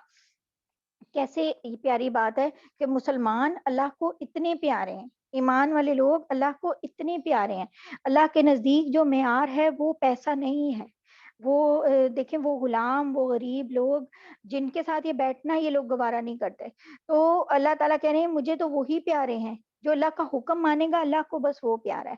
قل انی علی بینۃ من ربی وکذبتم بہ ما عندی ما تستعجلون بہ ان الحکم الا للہ یقص الحق وہو خیر الفاصلین. کہو کہ مجھے اپنے پروردگار کی طرف سے ایک روشن دلیل مل چکی ہے جس پر میں قائم ہوں، اور تم نے اسے جھٹلا دیا ہے. جس چیز کے جلدی آنے کا تم مطالبہ کر رہے ہو وہ میرے پاس موجود نہیں ہے. حکم اللہ کے سوا کسی کا نہیں چلتا، وہ حق بات بیان کر دیتا ہے اور وہی سب سے بہتر فیصلہ کرنے والا ہے. یعنی کافروں کے اس مطالبے کے جواب میں یہ ایکچولی آیت نازل ہو رہی ہے کہ جس عذاب سے نبی صلی اللہ علیہ وسلم ہمیں ڈرا رہے ہیں وہ ہم پہ فوراً کیوں نہیں آتا. تو جواب یہ دیے کہ عذاب نازل کرنا، اس کا صحیح وقت بتانا اور کس طرح کا ہوگا، اس کا مکمل اختیار کس کے پاس ہے؟ اللہ تعالیٰ کے پاس. تو اور جس کا فیصلہ وہ اپنی حکمت سے کرتا ہے. یعنی کہ اور جس کے جلدی آنے کا مطالبہ کر رہے ہو وہ میرے پاس موجود نہیں ہے. یعنی کہہ رہے ہو کہ جاؤ لے آؤ جاؤ لے آؤ، میں نے نہیں لانا، وہ اللہ کی مرضی ہے. قل لو ان عندی ما تستعجلون به لقضی الامر بینی وبینکم. کہو کہ جس چیز کی تم جلدی میں چاہ رہے ہو اگر وہ میرے پاس ہوتی تو میرے اور تمہارے درمیان فیصلہ ہو چکا ہوتا. واللہ اعلم بالظالمین. اور اللہ ظالموں کو خوب جانتے ہیں. وعنده مفاتیح الغیب لا یعلمها الا هو وَيَعْلَمُ مَا فِي الْبَرِّ وَالْبَحْرِ وَمَا تَسْقُطُ مِنْ وَرَقَةٍ إِلَّا يَعْلَمُهَا وَلَا حَبَّةٍ فِي ظُلُمَاتِ الْأَرْضِ وَلَا رَطْبٍ وَلَا يَابِسٍ إِلَّا فِي كِتَابٍ مُبِينٍ. اور اسی کے پاس ہیں غیب کی کنجیاں ہیں جنہیں اس کے سوا کوئی نہیں جانتا. یعنی اللہ تعالیٰ کو کہہ رہے ہیں نبی صلی اللہ علیہ وسلم وَعِندَهُ مَفَاتِيحُ الْغَيْبِ. اللہ تعالیٰ کے پاس ہیں غیب کی کنجیاں جنہیں اس کے سوا کوئی جانتا ہی نہیں ہے اللہ کے علاوہ. اور خشکی اور سمندر میں جو کچھ ہے وہ اس سے واقف ہیں اللہ تعالیٰ. یعنی کسی درخت کا کوئی پتا نہیں گرتا جس کا اسے علم نہ ہو، اور زمین کی اندھیروں میں جو دانا یا کوئی خشک یا تر چیز ایسی نہیں جو ایک کھلی کتاب میں درج نہ ہو. یعنی کہ اللہ تعالیٰ ہر چیز جانتے ہیں اور غیب کی کنجیاں اللہ تعالیٰ کے پاس ہیں. یعنی ایک سیدھی بات ہو گئی. عام طور پہ اب غیب کیا ہوتا ہے؟ یہ لوگ غیب سمجھتے کسے ہیں؟ علم غیب کسے کہتے ہیں؟ اصل میں جو چیز نظر نہ آئے یا دوسروں کے پاس اسے دیکھنے کا علم نہ ہو تو اس کو لوگ غیب سمجھتے ہیں. جیسے کہ علم نجوم ہو گیا، تو یہ ستاروں کا علم، اور یہ علم رمل، علم جعفر، یا جس کو یہ جو ہاتھ دکھاتے ہیں ہاتھ کی لکیروں کا جو علم ہوتا ہے، یا جو کشف ہوتے ہیں، الہام ہوتے ہیں. تو ان سب چیزوں کو یا جو ہے نا لوگ غیب کا علم سمجھتے ہیں. یا پھر ایون یہ جو موسمیات کی پوزیشن گوئیاں ہوتی ہیں نا، ویدر کیسا ہوئے گا کیسا نہیں، یہ سب چیزیں بھی غیب ہوتی ہیں عوام کے نزدیک. اور اگر اللہ تعالیٰ کسی کشف، الہام یا وحی کے ذریعے اگر اللہ اپنے کسی بندے کو کسی آئندہ آنے والے واقعے کی اطلاع دے دے تو اصل میں وہ قرآن کی اصطلاح میں علم غیب نہیں ہے. کوئی کشف، کوئی الہام جو وحی کے ذریعے آ جائے اور اطلاع دے دیں اللہ تعالیٰ، وہ علم غیب نہیں ہوتا. علم غیب کیا ہوتا ہے؟ اسباب اور آلات اس کے اندر بالکل بھی نہیں ہوتے. اسباب اور آلات کے ذریعے جو علم حاصل ہوتا ہے نا، وہ قرآن کے مطابق علم غیب نہیں ہوتا. جہاں سبب آ جائے وہاں علم غیب نہیں ہوتا. جیسے یہ محکمہ موسمیات ویدر وغیرہ کے بارے میں بتاتا ہے، تو یہ کہاں سے بتاتا ہے؟ یہ بتاتا ہے کہ اس کو اپنے آلات کی وجہ سے، اپنی جو اس کے پاس انسٹرومنٹس ہیں، جو اس کے پاس جو ٹیکنالوجی سے یہ جس طرح سے اس میں ایک اندازہ لگاتے ہیں وہ، اور اکثر وہ غلط بھی ہوتا ہے. ہم دیکھیں، اور اگر فرض کریں اگر ہم کہیں کہ بھئی ان کو تو علم ہو جاتا ہے کہ 24 گھنٹے بعد کیا ہوگا، تو کیا انہیں یہ علم ہوتا ہے کہ 2 مہینے کے بعد کیا ہوگا؟ 2 مہینے کے بعد کا موسم کہیں نظر آ رہا ہوتا ہے؟ نہیں. میکسیمم کیا ہے، یہ 1 ہفتے کا بتاتے ہیں. اس 1 ہفتے یا 10 دن کا جو بھی بتا رہے ہوتے ہیں اس میں بھی گڑبڑی ہوتی ہے، کیونکہ اوبیسلی اگلے ہی دن کوئی پتہ نہیں ہوتا کہ وہ کیا جو کہہ رہے ہیں وہ ہوگا یا نہیں. بارش ہوگی وہ کہہ رہے ہوتے ہیں نہیں ہوتی، وہ کہہ رہے ہوتے ہیں کہ نہیں ہوگی اور ہو رہی ہوتی ہے. مطلب سب کو پتہ یہ بات. تو اس طرح یعنی وہ لوگ جو آنے والی باتوں کے بارے میں دعویٰ کر رہے ہوتے ہیں وہ کسی سبب کی وجہ سے ہوتا ہے. جیسے کوئی حکیم ہے یا کوئی ڈاکٹر ہے تو وہ بتا دیتا ہے، یا وہ یہ بتا دیتا ہے کہ اچھا کہ یہ پریگننٹ ویمن جو ہے اس کو بیٹی ہوئے گی یا بیٹا ہوگا. تو اصل میں وہ کسی آلے سے، کسی انسٹرومنٹ سے، کوئی الٹرا ساؤنڈ سے، کسی چیز سے، کسی سبب سے ایک بات کو فائنڈ آؤٹ کرتے ہیں کہ یہ ہوگا.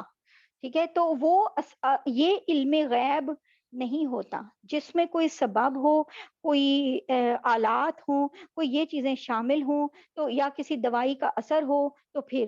اب کوئی ڈاکٹر ہے کیا وہ یہ بتا سکتا ہے، ابھی ایک بندی پریگننٹ بھی نہیں ہوئی تو بتا سکتا ہے کہ اس کو بیٹی ہوگی یا بیٹا ہوگا؟ وہ تو نہیں بتا سکتا. یا ابھی اسے پریگنینسی کا کوئی سیکنڈ منتھ ہوئے تو وہ بتا سکتا ہے؟ نہیں بتا سکتا. جب تک اللہ تعالیٰ اسے پورا وضع نہیں کر دیتے تو وہ اپنے انسٹرومنٹ سے ایک بات بتاتا ہے، علم غیب نہیں ہے وہ. اسی طرح یعنی کہ ویدر کی پیشین گوئیاں وغیرہ علم غیب نہیں ہے. کوئی ڈاکٹر یا حکیم یہ نہیں بتا سکتا کہ 2 سال بعد اگر تم یہ دوائی کھاؤ گے تو اس کا یہ اثر ہوگا، یا 2 سال پہلے تم نے یہ دوائی کھائی تھی تو اس کا اثر کیوں نہیں ہوا. مطلب اس طرح کی چیزیں جو ہیں وہ نہیں بتا سکتا. ہاں یہ کہہ سکتا اچھا اب تمہاری اس بیماری کے لحاظ سے یہ ہے، کیونکہ اس کا علم، اس کا تجربہ، لوگوں کے اوپر ٹیسٹ، وہ سب چیزیں، اور اس نے جو اس دوائی کو ٹیسٹ کیا ہوتا ہے وہ بتاتا ہے. تو علم نجوم، علم حساب، اور یہ اتنے منٹ پہ سورج نکلے گا یا سورج گرہن لگے گا، یہ سب چیزیں انسٹرومنٹ سے چیزیں پتہ چل رہی ہوتی ہیں، انسٹرومنٹ سے، تجربے سے، یا اس چیز سے. تو یہ کیا ہے، ایک محسوس چیز کی رفتار کا حساب لگا رہے ہیں کہ کب گرہن لگے گا، کیا ہوگا، وقت کا تعین کر رہے ہیں. اب یہ ایسے ہی بات ہے ایک، یعنی کہ کسی کا علم جعفر سے یا ہاتھوں کی لکیروں سے یا کوئی اس طرح کی پیشین گوئیاں کرنا، تو یہ سب علم غیب نہیں ہے. جیسے کوئی یہ ایسی ہی باتیں ہیں، جیسے کوئی ڈاکٹر بتا دے کہ اچھا یہ بیبی گرل ہوگی کیونکہ اس نے الٹرا ساؤنڈ کیا ہے، یا جیسے کوئی یہ آ رہا ہوتا ہے کہ یہ جو ایروپلین ہے یہ اتنے بجے پہنچے گا. وہ انہیں علم غیب نہیں ہوا، انہیں پتا ہے کہ وہ اتنے بجے وہاں سے اڑا تھا اور یہاں تک پہنچنے کے لیے اسے اتنا ٹائم چاہیے ہوتا ہے کیونکہ اس کی یہ سپیڈ ہے، اب وہ اس والے کنٹری کے اوپر سے گزر چکا ہے، اس لیے اب وہ اتنے بجے تک پہنچ جائے گا. اور اگر وہ لیٹ ہو جائے تو بھی انہیں پتا ہوتا ہے اچھا ہاف این آور لیٹ ہو گیا، اب ہاف این آور بعد آئے گا. تو یہ کوئی علم غیب نہیں ہے.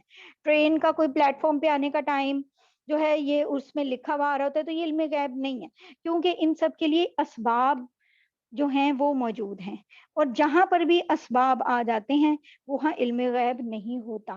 علم غیب وہ ہوتا ہے جہاں کوئی اسباب نہیں ہوتے، کسی بھی طرح کے کوئی اسباب نہیں ہوتے. اس لیے جو چیز ہمیں نظر نہ آئے صرف اس کو اس علم غیب کہنا درست نہیں ہے، اور نہ ہی قرآن اسے علم غیب کہتا ہے. اور اللہ تعالیٰ کیا کہہ رہے ہیں بار بار، نبی صلی اللہ علیہ وسلم کیا کہہ رہے ہیں، نہیں میرے پاس تو کوئی علم غیب نہیں.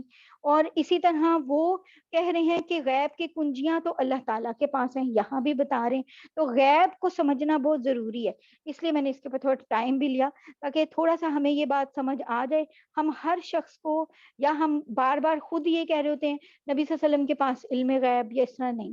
جب نبی صلی اللہ علیہ وسلم قرآن پاک میں کہہ رہے ہیں اور بار بار کہہ رہے ہیں کہ نہیں ہے میرے پاس علم غیب، تو پھر قرآن سے بڑی کوئی چیز ہے، کوئی بڑی بات ہے. وَهُوَ الَّذِي يَتَوَفَّاكُم بِاللَّيْلِ وَيَعْلَمُ مَا جَرَحْتُم بِالنَّهَارِ ثُمَّ يَبْعَثُكُم فِيهِ لِيُقْضَىٰ أَجَلٌ مُّسَمًّى ثُمَّ إِلَيْهِ مَرْجِعُكُمْ ثُمَّ يُنَبِّئُكُم بِمَا كُنتُمْ تَعْمَلُونَ. اور وہی ہے جو رات کے وقت نیند میں تمہاری روح ایک حد تک قبض کر لیتا ہے، اور دن بھر میں تم نے جو کچھ کیا ہوتا ہے اسے خوب جانتا ہے، اور پھر اس نئے دن میں تمہیں نئی زندگی دیتا ہے تاکہ تمہاری عمر کی مقررہ مدت پوری ہو جائے، پھر اسی کے پاس تم کو لوٹ کر جانا ہے. اس وقت تو تمہیں بتائے گا تم کیا کیا کام کرتے تھے. وَهُوَ الْقَاهِرُ فَوْقَ عِبَادِهِ وَيُرْسِلُ عَلَيْكُمْ حَفَظًا. وہی اپنے بندوں پر مکمل اقتدار رکھتا ہے اور تمہارے لیے نگہبان فرشتے بھیجتا ہے. نگہبان فرشتے سے مراد وہ بھی ہو سکتے ہیں جو انسانوں کے اعمال لکھتے ہیں، اور وہ بھی ہیں جو کہ ہر انسان کی لیے جسمانی حفاظت کے لیے مقرر ہیں. اور ایسے بھی آتا ہے روایت میں کہ ایک انسان کی صرف ایک آنکھ کے لیے حفاظت کے لیے 8 فرشتے اللہ تعالیٰ نے مقرر کیے ہیں. سبحان اللہ. کہ جو آپ دیکھیں کوئی چیز آنکھ میں جانے لگتی ہے آنکھ فوراً بند ہو جاتی ہے، تو یہ اللہ تعالیٰ ہی کرتے ہیں. یہ اللہ تعالیٰ نے فرشتے مقرر کیے ہوئے ہیں جو یہ سارا کچھ کر رہے ہوتے ہیں. نگہبان فرشتے اتنی ساری چیزوں سے ہمیں بچاتے ہیں. اور جہاں ہم یعنی اچھے کام کر رہے ہوتے ہیں اور پاک صاف رہتے ہیں، وضو کر کے رہتے ہیں، پاکیزہ رہتے ہیں، تو یہ نگہبان فرشتے جو ہیں وہ ہمیں بہت سی چیزوں سے بچا پاتے ہیں. اور اگر ہم پاکیزہ وغیرہ نہیں رہتے تو پھر بہت سے نگہبان فرشتے جو آپ سے ہٹ جاتے ہیں، اور پھر کیا ہوتا ہے کہ پھر آپ مختلف برائیوں میں مبتلا ہو سکتے ہو. اور شیطان کے ہتھے چڑھ جاتے ہو. حتی اذا جاء احدکم الموت توفتہ رسولنا وہم لا یفرطون. اور وہی اپنے بندوں پہ مکمل اقتدار رکھتا ہے، تمہارے لیے نگہبان فرشتے بھیجتا ہے، یہاں تک کہ جب تم میں سے کسی کی موت کا وقت آ جاتا ہے تو ہمارے بھیجے ہوئے فرشتے اس کو پورا پورا وصول کر لیتے ہیں اور وہ ذرا بھی کوتاہی نہیں کرتے. یعنی کبھی ایسا ہوا ہے کہ کوئی آدھا مر گیا ہو؟ ایسے نہیں ہوتا نا، جب مر گیا تو مر گیا. ثم ردوا الی اللہ مولاہم الحق. اور پھر ان سب کو اللہ کی طرف لوٹا دیا جاتا ہے جو ان کا مولائے برحق ہے. الا لہ الحکم، یاد رکھو حکم اسی کا چلتا ہے. وہو اسرع الحاسبین، اور وہ سب سے زیادہ جلدی حساب لینے والا ہے. قل من ینجیکم من ظلمات البر والبحر تدعونہ تضرعا وخفیہ. کہو خشکی اور سمندر کی تاریکیوں سے اس وقت کون تمہیں نجات دیتا ہے جب تم اسے گڑ گڑا کر اور چپکے چپکے پکارتے ہو. لئن انجانا من هذه لنکونن من الشاکرین. اور یہ کہتے ہو کہ اگر اس نے ہمیں اس مصیبت سے بچا لیا تو ہم ضرور بے ضرور شکر گزار بندوں میں شامل ہو جائیں گے. یعنی کہ جب کبھی کوئی مصیبت آتی ہے تو پھر اللہ کو ہی پکار رہے ہوتے ہو چپکے چپکے، اور کیا کہتے ہو کہ اس مصیبت سے اللہ تعالیٰ ہم بچ گئے تو ہم پھر ضرور شکر گزار بن جائیں گے. قل اللہ ینجیکم منہا ومن کل کرب ثم انتم تشرکون.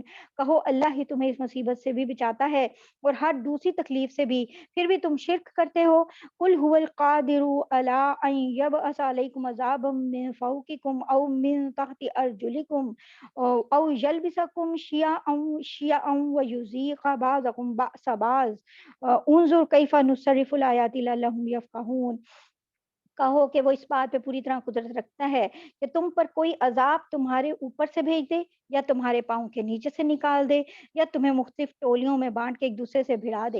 اور دیکھیں یہ ایسے ہی ہو رہا ہے کہ تمہیں مختلف فرقوں میں بانٹ کے ایک دوسرے سے ہی جو ہے لڑا دے، یہ بھی عذاب ہے. اور ایسا ہی ہو رہا ہے ہمارے اپنے ملک میں، یہی ہو رہا ہے. اور ایک دوسرے کی طاقت کا مزہ چکھا دے، اور ایسے ہی ہو رہا ہے سیم. تو یہ بھی عذاب کی ایک شکل ہے. اللہ تعالیٰ نے کہا دیکھو ہم کس طرح مختلف طریقوں سے اپنی نشانیاں واضح کر رہے ہیں تاکہ یہ کچھ سمجھ سے کام لیں. وَكَذَّبَ بِهِ قَوْمُكَ وَهُوَ الْحَقُّ قُل لَّسْتُ عَلَيْكُم بِوَكِيلٍ. اور اے پیغمبر تمہاری قوم نے اس قرآن کو جھٹلایا ہے حالانکہ وہ بالکل حق ہے. تم کہہ دو کہ مجھ کو تمہاری ذمہ داری نہیں سونپی گئی. لِكُلِّ نَبَإٍ مُّسْتَقَرٌّ وَسَوْفَ تَعْلَمُونَ. ہر واقعے کا ایک وقت مقرر ہے اور جلد ہی تمہیں سب معلوم ہو جائے گا. وَإِذَا رَأَيْتَ الَّذِينَ يَخُوضُونَ فِي آيَاتِنَا فَأَعْرِضْ عَنْهُمْ حَتَّى يَخُوضُوا فِي حَدِيثٍ غَيْرِهِ وَإِمَّا يُنسِيَنَّكَ الشَّيْطَانُ فَلَا تَقْعُدْ بَعْدَ الذِّكْرَىٰ مَعَ الْقَوْمِ الظَّالِمِينَ. اور جب تم ان لوگوں کو دیکھو گے جو ہماری آیتوں کو برا بھلا کہنے میں لگے ہوئے ہیں تو ان سے اس وقت تک کے لیے الگ ہو جاؤ جب تک وہ کسی اور بات میں مشغول نہ ہو جائیں. اور اگر کبھی شیطان تمہیں یہ بات بھلا دے تو یاد آنے کے بعد ظالم لوگوں کے ساتھ نہ بیٹھو. وَمَا عَلَى الَّذِينَ يَتَّقُونَ مِنْ حِسَابِهِم مِّن شَيْءٍ وَلَٰكِنْ ذِكْرَىٰ لَعَلَّهُمْ يَتَّقُونَ. ان کے کھاتے میں جو اعمال ہیں ان کی کوئی ذمہ داری پرہیزگاروں پہ عائد نہیں ہوتی، البتہ نصیحت کر دینا ان کا کام ہے. شاید وہ بھی ایسی باتوں سے پرہیز کرنے لگیں. وَذَرِ الَّذِينَ اتَّخَذُوا دِينَهُمْ لَعِبًا وَلَهْوًا وَغَرَّتْهُمُ الْحَيَاةُ الدُّنْيَا وَذَكِّرْ بِهِ أَن تُبْصَلَ نَفْسٌ بِمَا كَسَبَتْ لَيْسَ لَهَا مِن دُونِ اللَّهِ وَلِيٌّ وَلَا شَفِيعٌ وَإِن تَعْدِلْ كُلَّ عَدْلٍ لَّا يُؤْخَذْ مِنْهَا أُولَٰئِكَ الَّذِينَ أُبْسِلُوا بِمَا كَسَبُوا لَهُمْ شَرَابٌ مِّنْ حَمِيمٍ وَعَذَابٌ أَلِيمٌ بِمَا كَانُوا يَكْفُرُونَ. اور چھوڑ دو ان لوگوں کو جنہوں نے اپنے دین کو کھیل تماشا بنا رکھا ہے. یعنی جس دین کو اپنانا چاہیے تھا نہیں اسلام کو، اس کو قبول کرنے کی بجائے وہ اس کا مذاق اڑا رہے ہیں، ان کو بھی چھوڑ دو. اور یہ بھی ہے کہ جو دین انہوں نے اختیار کیا ہوا ہے وہ بھی کھیل تماشا ہی ہے، بے بنیاد رسمیں ہیں ان کے. کہیں اللہ تعالیٰ نے ان سب باتوں کا ان کو نہیں کہا تو ان لوگوں کو چھوڑ دو. اور جن کو دنیا کی زندگی نے دھوکے میں ڈال دیا ہے، اصل میں دنیا کی زندگی نے انہیں دھوکے میں ڈالا ہوا ہے، اس لیے وہ اسلام کو اسلام کی طرح قبول نہیں کرتے. اور اس قرآن کے ذریعے لوگوں کو نصیحت کرتے رہو تاکہ ایسا نہ ہو کہ کوئی شخص اپنے اعمال کے سبب اس طرح گرفتار ہو جائے کہ اللہ کے عذاب سے بچانے کے لیے اللہ کو چھوڑ کر نہ کوئی اس کا یار و مددگار بن سکے نہ سفارشی. اور اگر وہ اپنی رہائی کے لیے ہر طرح کا فدیہ بھی پیش کرنا چاہے تو اسے وہ قبول نہ کیا جائے. چنانچہ یہی دین کو کھیل تماشا بنانے والے وہ لوگ ہیں جو اپنے کیے کی بدولت گرفتار ہو گئے ہیں. اور چونکہ انہوں نے کفر اپنا رکھا تھا اس لیے ان کے لیے کھولتے ہوئے پانی کا مشروب اور دکھ دینے والا عذاب تیار ہے. استغفر اللہ. اللہم اعاذنا منہم. ہمیں اللہ تعالیٰ ان میں سے مت بنائیے گا. قل اندعو من دون اللہ ما لا ينفعنا ولا يضرنا ونرد على اعقابنا بعد اذ هدانا الله كالذي استهوته الشياطين في الارض حیران له اصحاب يدعونه الى الهدى ائتنا قل ان هدى الله هو الهدى وامرنا لنسلم لرب العالمین. اے پیغمبر ان سے کہو کیا ہم اللہ کو چھوڑ کے ایسی چیزوں کو پکاریں جو ہمیں نہ کوئی فائدہ پہنچا سکتی ہیں نہ نقصان؟ اور جب اللہ ہمیں ہدایت دے چکے ہیں تو کیا اس کے بعد ہم الٹے پاؤں پھر جائیں اور اس شخص کی طرح ہو جائیں جسے شیطان بہکا کر صحرا میں لے گئے ہوں اور وہ حیرانی کے عالم میں بھٹکتا پھرتا ہو، اس کے کچھ ساتھی ہوں جو اسے ٹھیک راستے کی طرف بلا رہے ہوں کہ ہمارے پاس آ جاؤ، اور کہو کہ اللہ کی دی ہوئی ہدایت ہی صحیح معنی میں ہدایت ہے اور ہمیں یہ حکم دیا گیا ہے کہ ہم رب العالمین کے آگے جھک جائیں.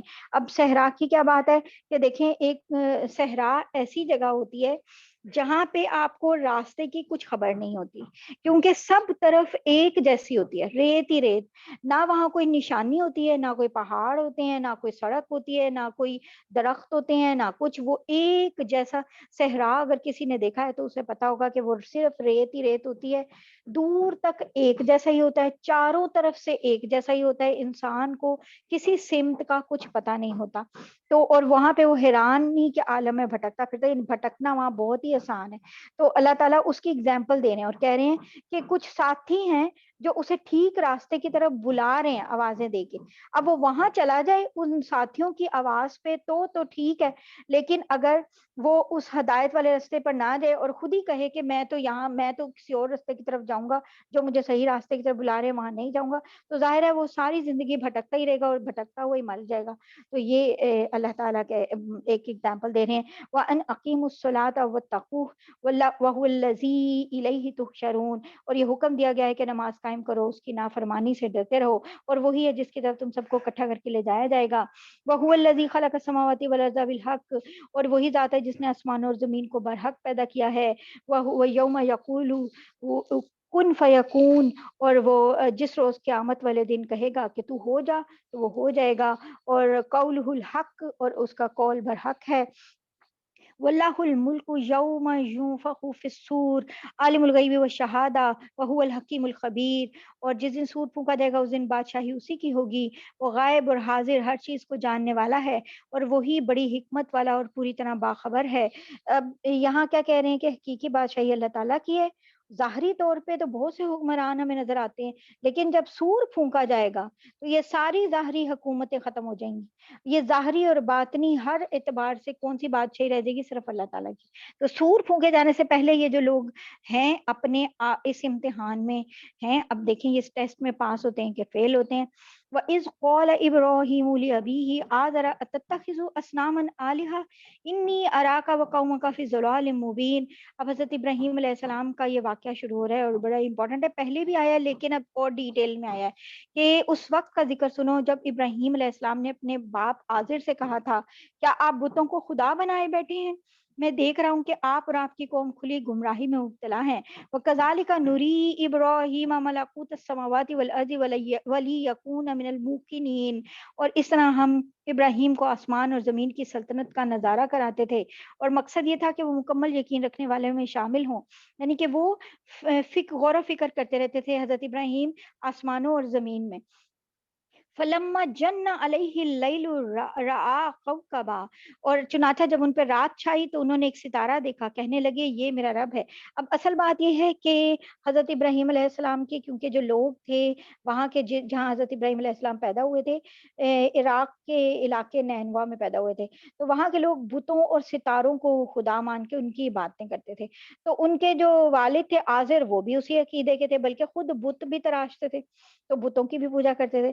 تو حضرت ابراہیم علیہ السلام نے چاند ستاروں یا سورج کو یہ جو کہا ہے نا کہ یہ میرا رب ہے، یہ جو آگے جو اللہ تعالیٰ بتا رہے ہیں وہ اپنے عقیدے کے مطابق نہیں ہے بلکہ اپنے قوم کے عقیدے کی اس بات کو ظاہر کرنے کے لیے وہ کہ وہ کتنا فضول عقیدہ ہے. اور کس طرح کا عقیدہ ہے وہ ان کو بتا رہے ہیں کہ جب رات ان پہ چھائی تو انہوں نے ایک ستارہ دیکھا، کہنے لگے یہ میرا رب ہے. قال ھذا ربی فلما افل قال لا احب الافلین. اور پھر جب وہ ڈوب گیا تو انہوں نے کہا میں ڈوبنے والوں کو پسند نہیں کرتا. یعنی اپنے قوم کے لوگوں کو سمجھا رہے ہیں، انہیں بتا رہے ہیں کہ رات آئی اور یہ ستارے دیکھے تو یہ تو میں نے کہا اچھا یہی رب ہو سکتا ہے کہ بھئی آپ بھی تو ستاروں کو رب مانتے ہو. تو پھر وہ تو ڈوب گئے، تو ڈوبنے والے جو ہیں وہ کیسے رب ہو سکتے ہیں؟ فلما رأى القمر بازغا قال هذا ربی. اور پھر جب انہوں نے چاند کو چمکتے دیکھا تو کہا یہ میرا رب ہے، یعنی کہ یہ تو بہت چمکدار ہے اور بڑا ہے. فلما افل قال لئن لم يهدني ربي لاكونن من القوم الضالين. لیکن جب وہ بھی ڈوب گیا تو کہنے لگے یا اگر میرا رب مجھے ہدایت نہ دے تو میں یقیناً گمراہ لوگوں میں شامل ہو جاؤں. یعنی کہ یہ گمراہ، دیکھو تم گمراہ لوگوں دیکھو یہ بھی ڈوب گیا، تو اگر یہ ڈوب جائے تو رب کیسے ڈوب سکتا ہے؟ فلما رأى الشمس بازغة قال هذا ربي هذا اکبر. پھر جب انہوں نے سورج کو چمکتے دیکھا تو کہا یہ میرا رب ہے، یہ زیادہ بڑا ہے، یہ تو بہت بڑا ہے. فلما افلت. اور پھر جب وہ بھی غروب ہو گیا قال یا قومی انی بریء مما تشرکون. تو پھر جب وہ غروب ہوا تو انہوں نے کیا کہا، اے میری قوم جن جن چیزوں کو تم اللہ کی خدائی میں شریک قرار دیتے ہو میں ان سب سے بری ہوں، ان سب سے بیزار ہوں. انی وجہت وجہی للذی فطر السماوات والارض حنیفا وما انا من المشرکین. میں نے تو پوری طرح یکسو ہو کے اپنا رخ اس ذات کی طرف کر لیا ہے جس نے آسمان اور زمینوں کو پیدا کیا ہے اور میں شرک کرنے والوں میں سے نہیں ہوں. اور اب دیکھیں کیسی بات ہے کہ اللہ وہ ان کو سمجھا رہے ہیں اور یہ بتا رہے ہیں کہ اگر یہ چاند ستارے کوئی رب ہوتے یا یہ سورج رب ہوتا پھر یہ اپنی مرضی سے نکلتے اور آتے جاتے کچھ تو کرتے، لیکن یہ ان کا ایک مقرر ٹائم ہے، نکلیں گے غروب ہو جائیں گے، نکلیں گے غروب ہو جائیں گے. تو اس کا مطلب ہے کہ یہ تو اپنا ایک کام کر رہے ہیں، تو یہ رب کیسے ہو سکتے ہیں؟ اور میں ان شرک کرنے والوں سے بیزار ہوں. اور پھر اس کے بعد پھر یہ ہوا کہ ان کی قوم نے ان سے حجت شروع کر دی. اب کیا ہوا تھا، اب حجت شروع ہو رہی ہے کہ کس بات کی، وہ حاجہ قومہ، اب وہ قوم سے حجت کریے، جھگڑیے. قال اتحاجونی فی اللہ وقد ہدان ولا اخاف ما تشرکون به الا ان یشاء ربی شیئا وسع ربی کل شیء علما افلا تتذکرون. اب قوم ان سے جھگڑی حجت کریے کہ ابراہیم نے ان سے کہا کیا تم مجھ سے اللہ کے بارے میں حجت کرتے ہو جبکہ اس نے مجھے ہدایت دے دی ہے، اور جن چیزوں کو تم اللہ کے ساتھ شریک مانتے ہو میں ان سے نہیں ڈرتا کہ وہ مجھے کوئی نقصان پہنچا دیں گی، اللہ یہ کہ میرا پروردگار مجھے کچھ نقصان پہنچانا چاہے تو وہ ہر حال میں پہنچائے گا. میرے پروردگار کا علم ہر چیز کا احاطہ کیے ہوئے ہے، کیا تم پھر بھی کوئی نصیحت نہیں مانتے؟ یعنی حضرت ابراہیم سے حجت کر کے ان کی قوم نے دو باتیں کہیں. ایک تو یہ کہا کہ ہم سالوں سے اپنے باپ دادوں کو ان بتوں اور ستاروں کی پوجا کرتے دیکھ رہے ہیں، وہی بات ہر نبی سے ان کی قوم کر رہی ہے. یہاں حضرت ابراہیم کی قوم کا بتا رہے ہیں، آگے باقی کا بھی بتائیں گے یہی بات کہ ہمارے باپ دادا ان بتوں اور ستاروں کی پوجا کرتے تھے، تو ان سب کو ہم گمراہ کیسے سمجھیں کہ وہ یہ تو ہمارے بس سے باہر ہے. تو حضرت ابراہیم اس کا جواب پہلے ہی دے دیا تھا کہ ان باپ دادوں کے پاس تو اللہ کی طرف سے نہ کوئی وحی آئی تھی، اور تم خود دیکھو عقلی دلائل میں دے رہا ہوں کہ یہ چیزیں جو ابھر رہی ہیں ڈوب رہی ہیں، یعنی عقل سے کام نہیں لیتے وہ لوگ جو صرف یہی باتیں کرتے رہتے ہیں کہ ہمارے باپ دادا یہ کرتے تھے. تو اور اللہ تعالیٰ کی طرف سے وحی بھی ہے، دو باتیں ہیں. تو ان دونوں کے بعد پھر بھی تم شرک کر رہے ہو، تو اور پھر میرے سے تم لوگ جھگڑا کر رہے ہو. وَكَيْفَ أَخَافُ مَا أَشْرَكْتُمْ وَلَا تَخَافُونَ أَنَّكُمْ أَشْرَكْتُمْ بِاللَّهِ مَا لَمْ يُنَزِّلْ بِهِ عَلَيْكُمْ سُلْطَانًا. اور ان جن چیزوں کو تم نے اللہ کا شریک بنا رکھا ہے میں ان سے کیسے ڈر سکتا ہوں، جبکہ تم ان چیزوں کو اللہ کا شریک ماننے سے نہیں ڈرتے جن کے بارے میں اس نے تم پہ کوئی دلیل ہی نازل نہیں کی. یعنی کہ یہ تو کچھ میرا نقصان ہی نہیں کر سکتی، کیا تمہارا کرتی ہیں؟ کوئی سورج باہر نکل کے کبھی کسی ایک شخص کے اوپر ہی صرف زیادہ گرمی کر رہا ہو، کسی اور پہ نہ کر رہا ہو، مطلب یہ تو کچھ بھی نہیں کرتا، جو اس کو کام ملا وہ اللہ تعالیٰ کی طرف سے وہ کر رہا ہے. فَأَيُّ الْفَرِيقَيْنِ أَحَقُّ بِالْأَمْنِ إِن كُنتُمْ تَعْلَمُونَ. تم پر کوئی دلیل نازل نہیں کی ہے کیا؟ اب اگر تمہارے پاس کوئی علم ہے تو بتاؤ کہ ہم دو فریقوں میں کون بے خوف رہنے کا زیادہ مستحق ہے.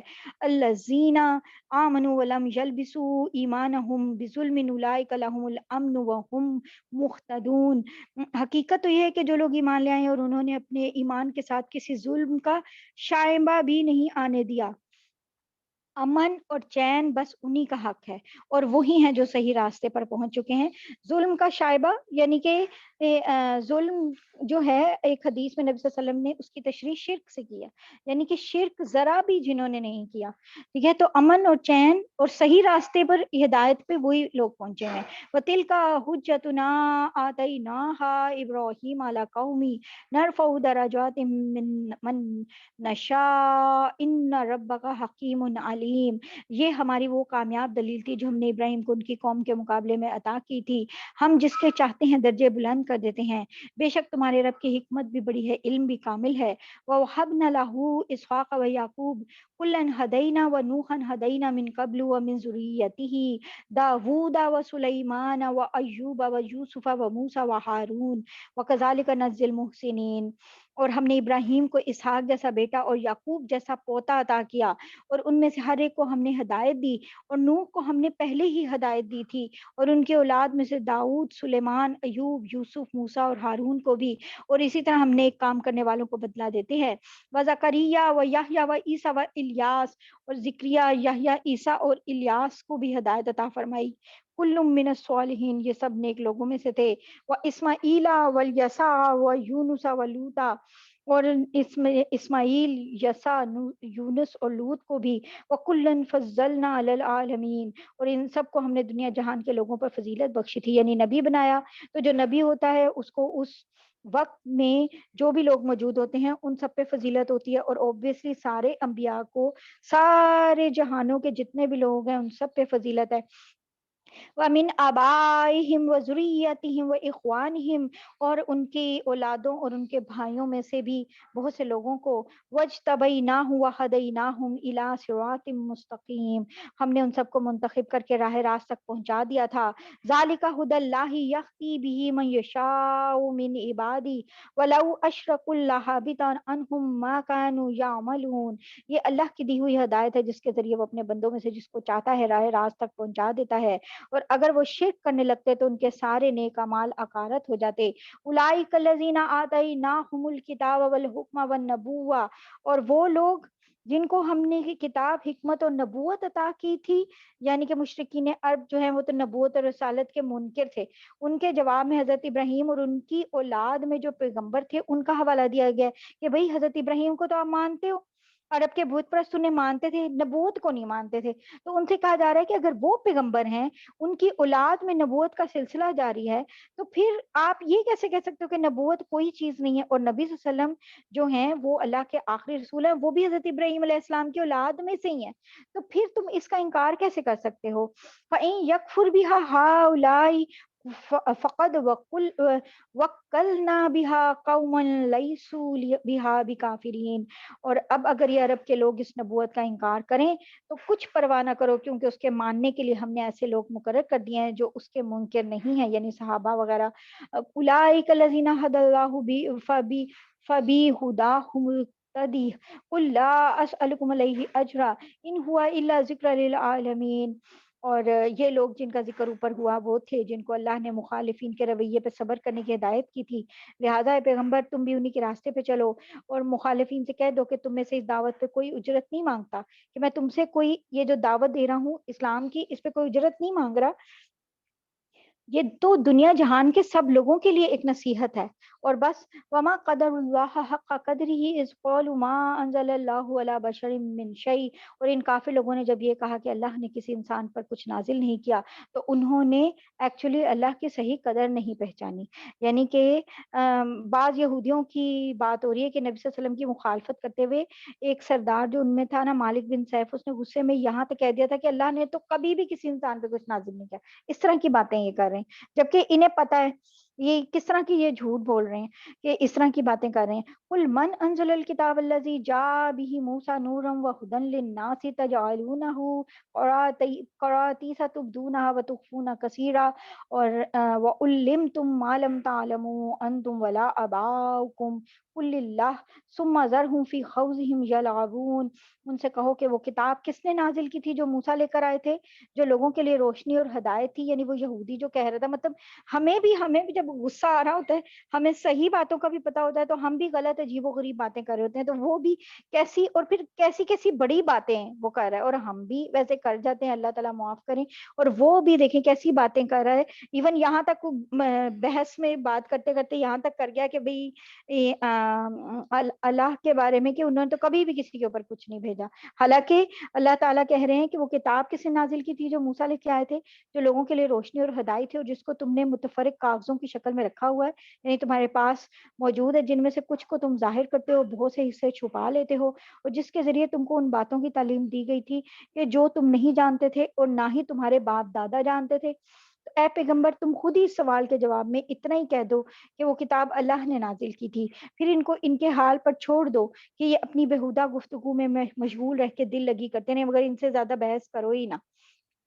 وَهَذَا كِتَابٌ أَنزَلْنَاهُ مُبَارَكٌ مُصَدِّقُ الَّذِي بَيْنَ يَدَيْهِ وَلِتُنذِرَ أُمَّ الْقُرَىٰ وَمَنْ حَوْلَهَا وَالَّذِينَ يُؤْمِنُونَ بِالْآخِرَةِ يُؤْمِنُونَ بِهِ وَهُمْ عَلَىٰ صَلَاتِهِمْ يُحَافِظُونَ۔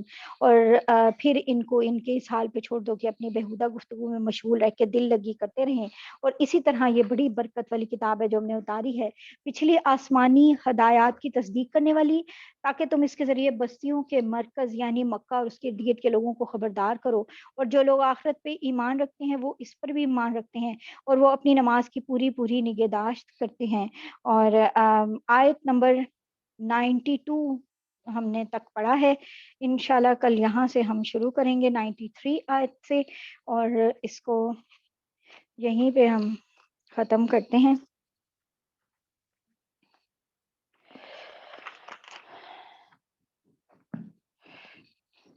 اور دعا کر لیتے ہیں تھوڑی سی۔ اللہم صلی علی سیدنا محمد وعلی آل محمد وبارک وسلم۔ ربنا افرغ علینا صبرا وثبت اقدامنا وانصرنا علی القوم الکافرین۔ ربنا آتنا فی الدنیا حسنہ وفی الآخرۃ حسنہ وقنا عذاب النار وادخل جنۃ مع الابرار یا عزیز یا غفار یا رب العالمین۔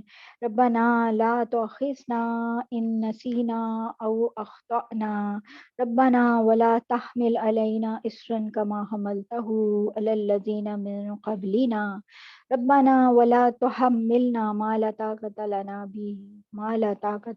به واعف عنا واغفر لنا وارحمنا انت مولانا فانصرنا على القوم الكافرين۔